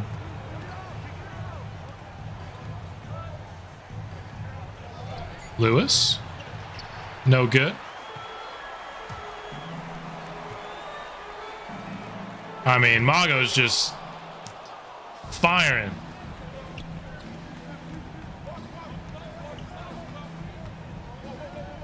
Lewis missing there.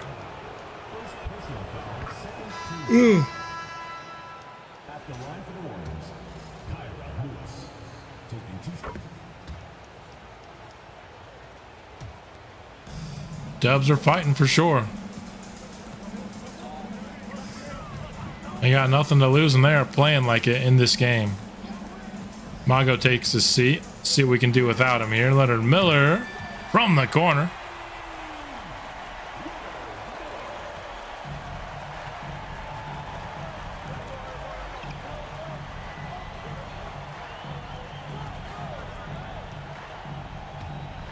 That was...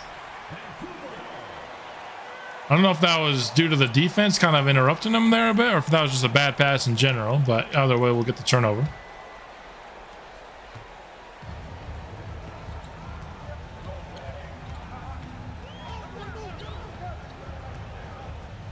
Rodman with it. Into the corner for McKnight. Nearly stolen. Instead, McKnight with the and one opportunity. Nice job there. That was nearly a turnover. Well, I'll take 3 points instead. Seems like a fair trade.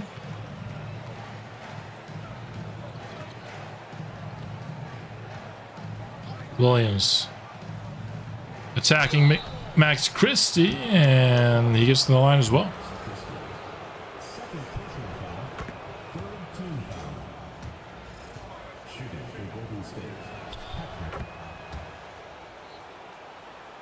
I feel like we see a decent amount of free throws on these sliders. I think they do a good job. I've seen games where like Mago will have like 18 free throws on a board in a washed game. One of the things that 2K often struggles with is getting sufficient free throws on the board. Max Christie. No good for 3. It's like realistic to have a lot of free throws, but sometimes it is. I can see why kind of on the base sliders you don't get as many free throws. Because at the end of the day, it's a video game, and while you're trying to simulate realism at the same time, you want kind of the high action stuff, and free throws do sometimes break the flow of the game, of course.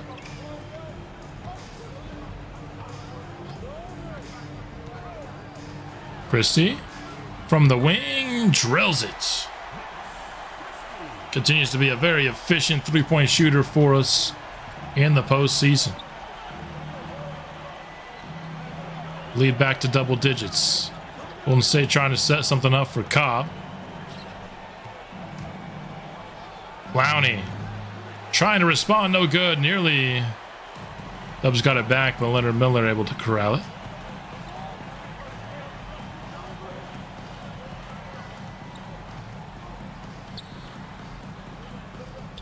Have to go. Thanks for hopping in, Ricky. Hopefully we can finish off this series here in Game 5. So that you won't miss out on too much.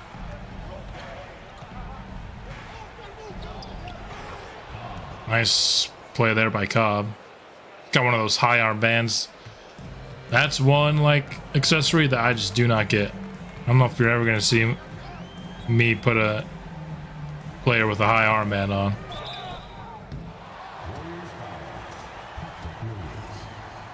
Like up to the elbow, like the elbow ones are fine, and then the forearm ones, but like the high ones, I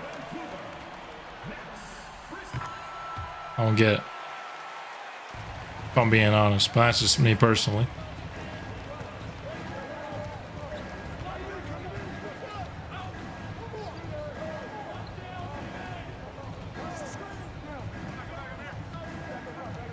Williams. So are they playing Williams at the 2 guard? This must be a massive lineup because Patrick Williams is a power forward. I just don't know why Max Christie's guarding him. Let's see, they have Kyra Lewis, who's smaller. I don't know who that white guy is that's guarding McKnight. That guy's a center. Clowney's a center. Yeah, they might. Form band with the jersey number on it. That one's good.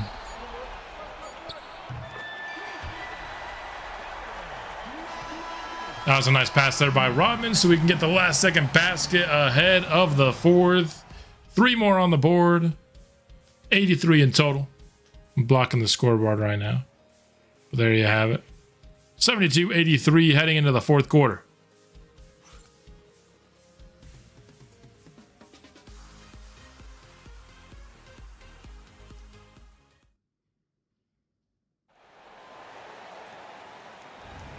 Double-digit lead, 1 quarter away. Mago's going to be in for the rest of the way, so it's hard to see us relinquishing that kind of lead with Mago on the floor. I'm going to try to set up a 3-ball for him to start. He's going to drive off of it instead and get to the line.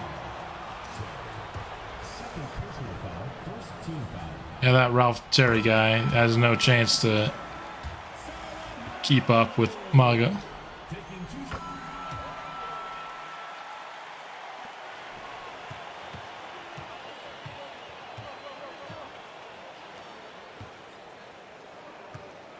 How insane is it we started this series with Ayrton Saramago? This series would be so different if we had to take like Cameron McKnight at 2. I don't even know what I remember I wanted that 2 guard, but he had the injury scare, so I didn't know what I was going to do heading into 2. Maybe could have started with the center whose name escapes me right now, but we had Jalen Duren. The Grizzlies helped us, gave us like the biggest solid ever. I guess that was their thank you to Vancouver for leaving them. Archie Bernard, yeah. Well, Anthony Edwards wears doesn't. No, I think Jason Tatum wears the high forearm band, doesn't he, or the like bicep band? Or maybe it's the elbow one, I can't remember. Yeah, Anthony Edwards wears the band with the number on it. I think the band with the number looks good. As long as it's just not like the one that's on the bicep.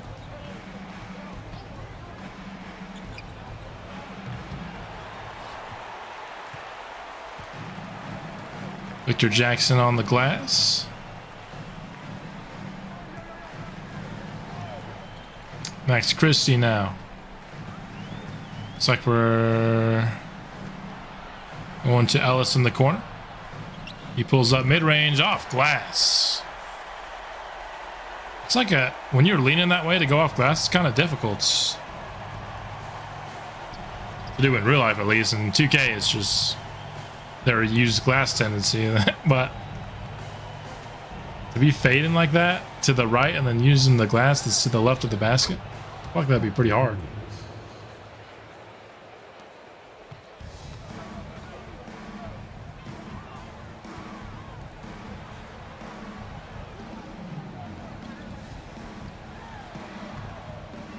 Blow by there by Ellis, and Lewis forced to foul.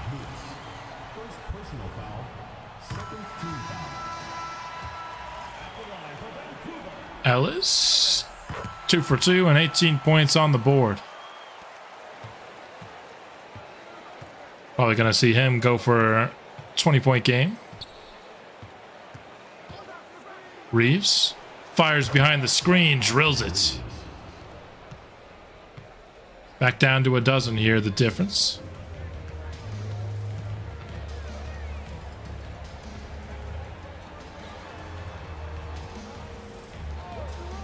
McKnight. Trying to set up something for Ellis, but Kyra Lewis is all over it. Ellis just pulls it in anyway and misfires.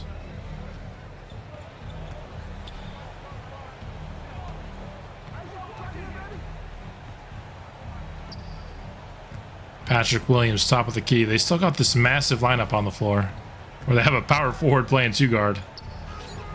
Maybe that's why it's hard for us to score sometimes, because they have three power forwards on the floor, so they have a lot of height and length.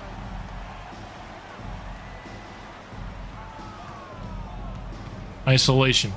Ellis versus Lewis. And one. Nice play by Yeezy.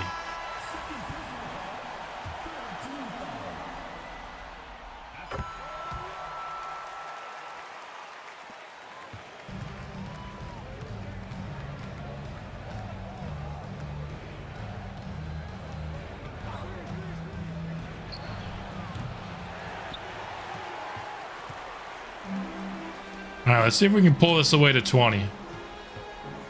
We can pull this away to 20 right here.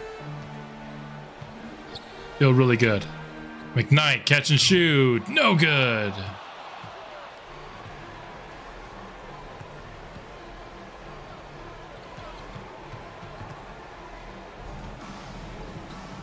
Lewis pulling up deep. Oh my goodness, he hit that. Okay, respect to Kyra Lewis, I guess. Didn't know he had it in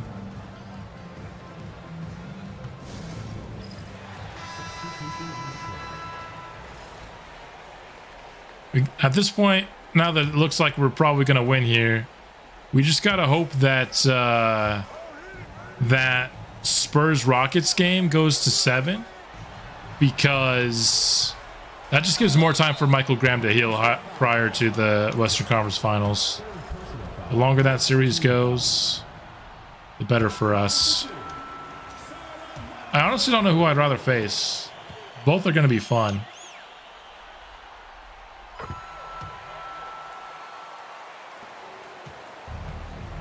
Probably, I mean, if you're looking for a chance to win, I'd probably rather face the Rockets, just because there's a legitimate chance that Wemby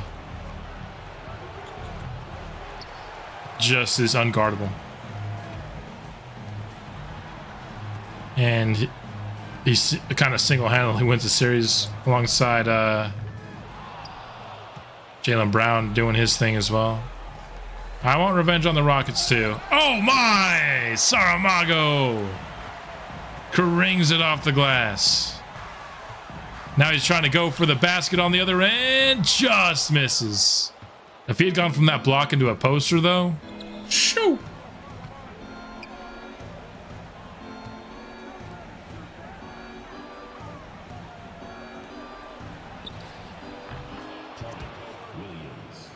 Saramago missed a look away three.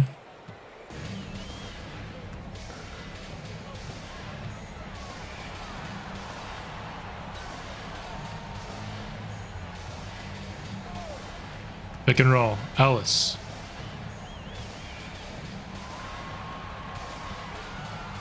Nice shot by Williams, but Ellis is just going to try again, and hey, works out for him. Now 23 points on the board for EZA.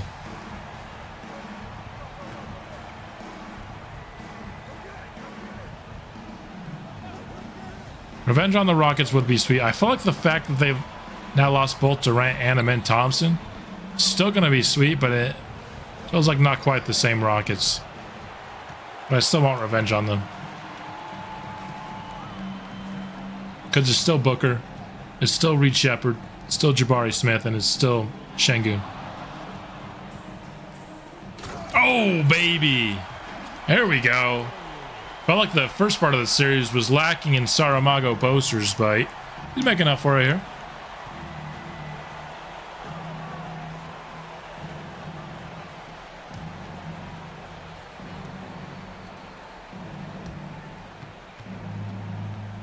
Williams on the drive. Step back. I mean, Ellis got up. I thought he was going to block that. That was some pretty serious hops by Ellis on that contest.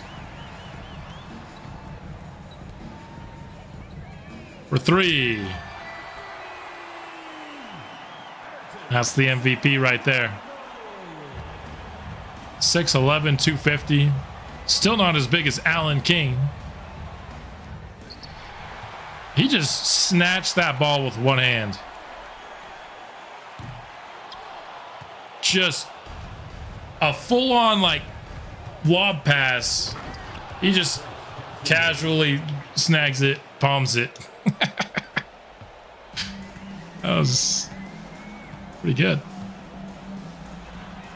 I'll go for 3 again.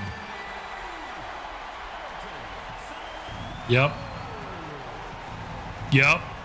Now we're cooking with gas. At this point, let's just watch the final 4 minutes. But we know what's going down. Mago's starting to cook, and I want to see it. When Mago's starting to cook, you just can't look away. It's must-see TV. But here, Garrett's literally been holding the ball for this entire possession. I mean, you got 2 on-fire teammates. You might want to pass it to one of them if you can't get them to go in the first, like, 5 seconds.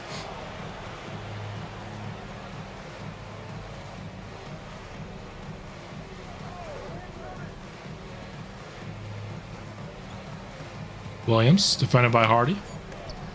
Hardy with a block, and it's rebounded by Ellis. Mago going for another 3. Oh! I thought he was going to drill another one there. That was an easy look. Can't hit everything, though, even when you're on fire. Kuminga is wide. Doesn't matter, though. I don't know how he got so wide open. Were we trying to double somebody there that I didn't see? Probably. Trying to get McKnight an easy 3. We're just searching for 3s at this point. Why not?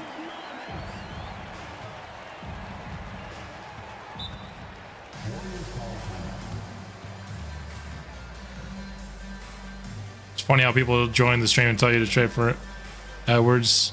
Yeah. I mean, it's pretty clear. It's even like Vancouver Blizzard draft-only franchise. I guess, like, draft-only franchises aren't super common, so some people might not know exactly what I mean by draft-only. So that's fair.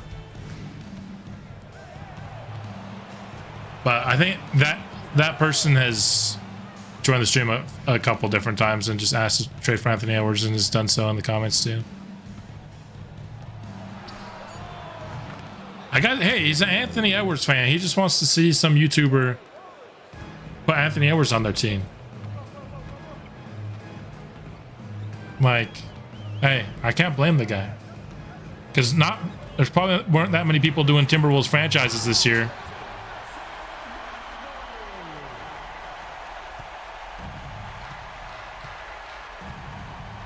And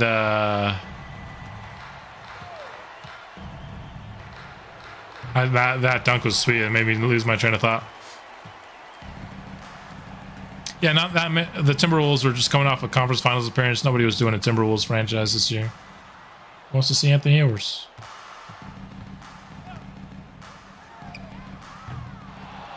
But it's not going to be here on this channel. All I want is 2K generated dudes playing for me.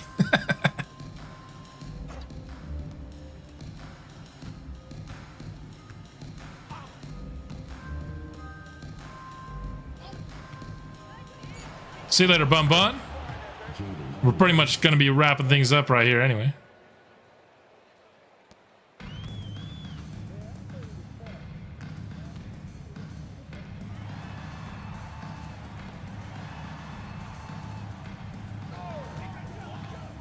Yeah, Anthony Edwards. Saramago's just out here interrupting me with these insane plays.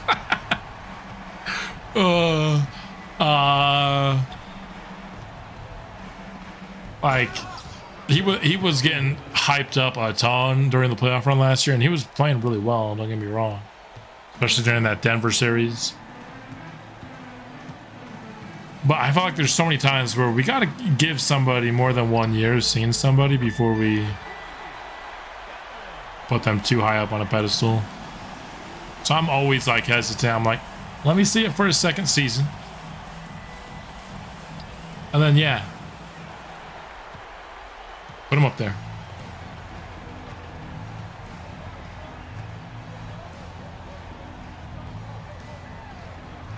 Well, we struggled to get to 50 in the first half.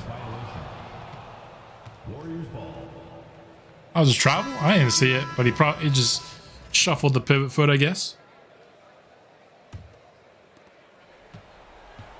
Struggled to get to 50 points in the first half, but the second half we were hooping. So gonna end up with a 20-point victory here against the Golden State Warriors.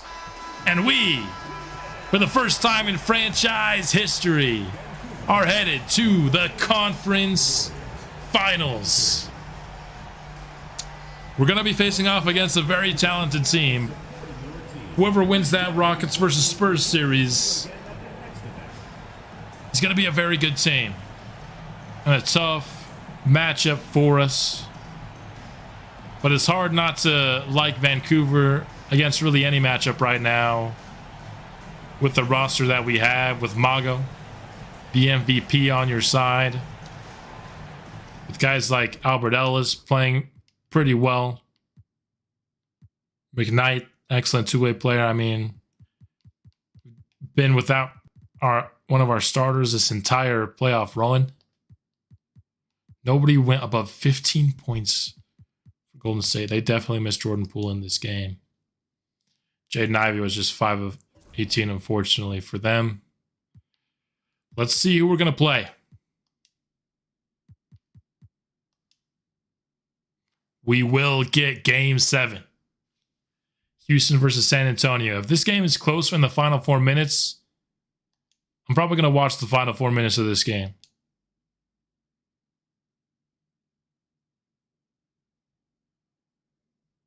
Maybe even a little bit longer. Maybe just the fourth quarter if it's close.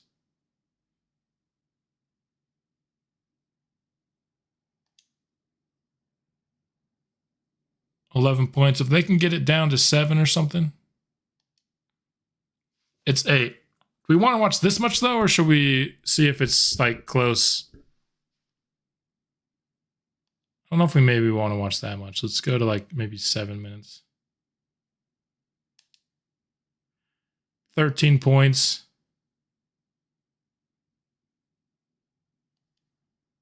Yeah, 15 points here, 4 minutes left. I think the Spurs have this in the bag. I don't know if we really need to watch this. Although,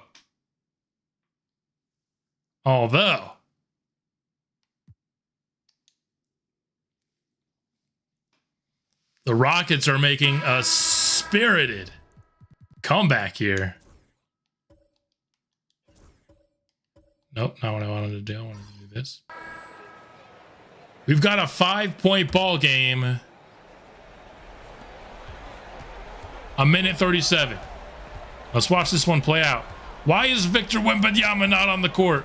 Why are these guys having their bench units out here?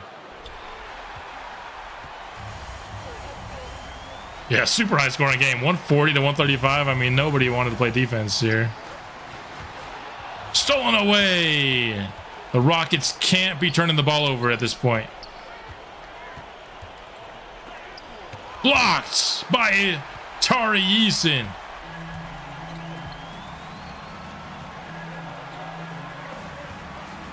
Şengün in the pose will draw 2 free throws. Hopefully this will allow the teams to actually put their starters in for the last 55 seconds.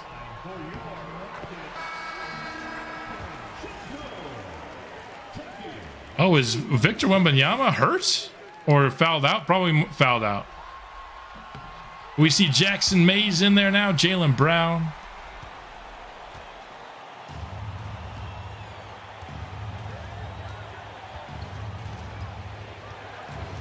Brown attacking Eason. He'll pull up from the free throw line. It's long. The Rockets have a chance to tie. Booker from the corner. It's good! The Rockets have completed the comeback. And we're tied 140 apiece. The Spurs without Victor Wembanyama.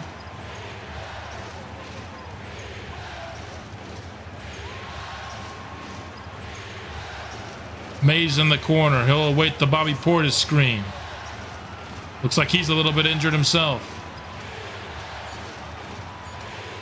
For three, Mays hits it! Jackson Mays with a big time shot.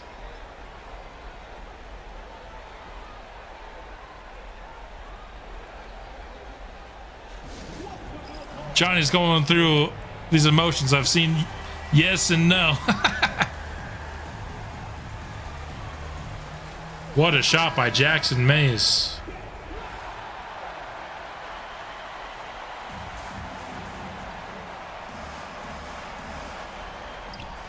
Jabari gets him on the pump fake, and he responds. What is going on? Oh, it was a two? Oh, man. It was a two. His foot must have been right on the line after the pump fake. I was wondering why they fouled. It all makes sense now. This has been a crazy fourth quarter.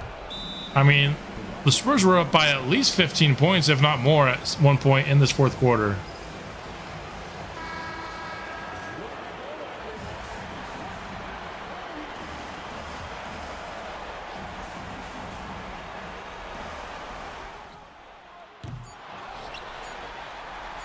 Devin Booker for three. No good. The Spurs win Game 7 and will advance to face off against the Vancouver Blizzard in the conference finals. We will not get our revenge against the Rockets, but we will face off against the superstar duo of Victor Wembanyama and Jaylen Brown. I was going to check to see if Wemby's injured or was fouled out, but I kind of want to leave some suspense towards the next episode. So we'll find out if Wemby will be available. If not, that definitely reduces how fun the San Antonio Spurs will be for the conference finals. But they still have a lot of excellent players. They still have Jackson Mays, they still have Jaylen Brown. So that wouldn't be an easy out by any means. But I hope that they do have Wemby available. But again, I wanna leave that for the next episode. Give you a little something to look forward to in the next episode. We will not be doing the Western Conference Finals on stream. They'll be going back to my standard kind of episodic format. But the playoffs will look different. Kind of like I talked about in the last stream. I want there to be a different way for me, just a different way for me to present the playoffs, just because by the end of these playoff videos that I've been making, I've been really just tired and burnt out. And so I wanted to avoid that so that I can keep the energy high, especially because the playoffs are going to be such a big part of this series going forward. But we'll be facing off against the Spurs in the next episode.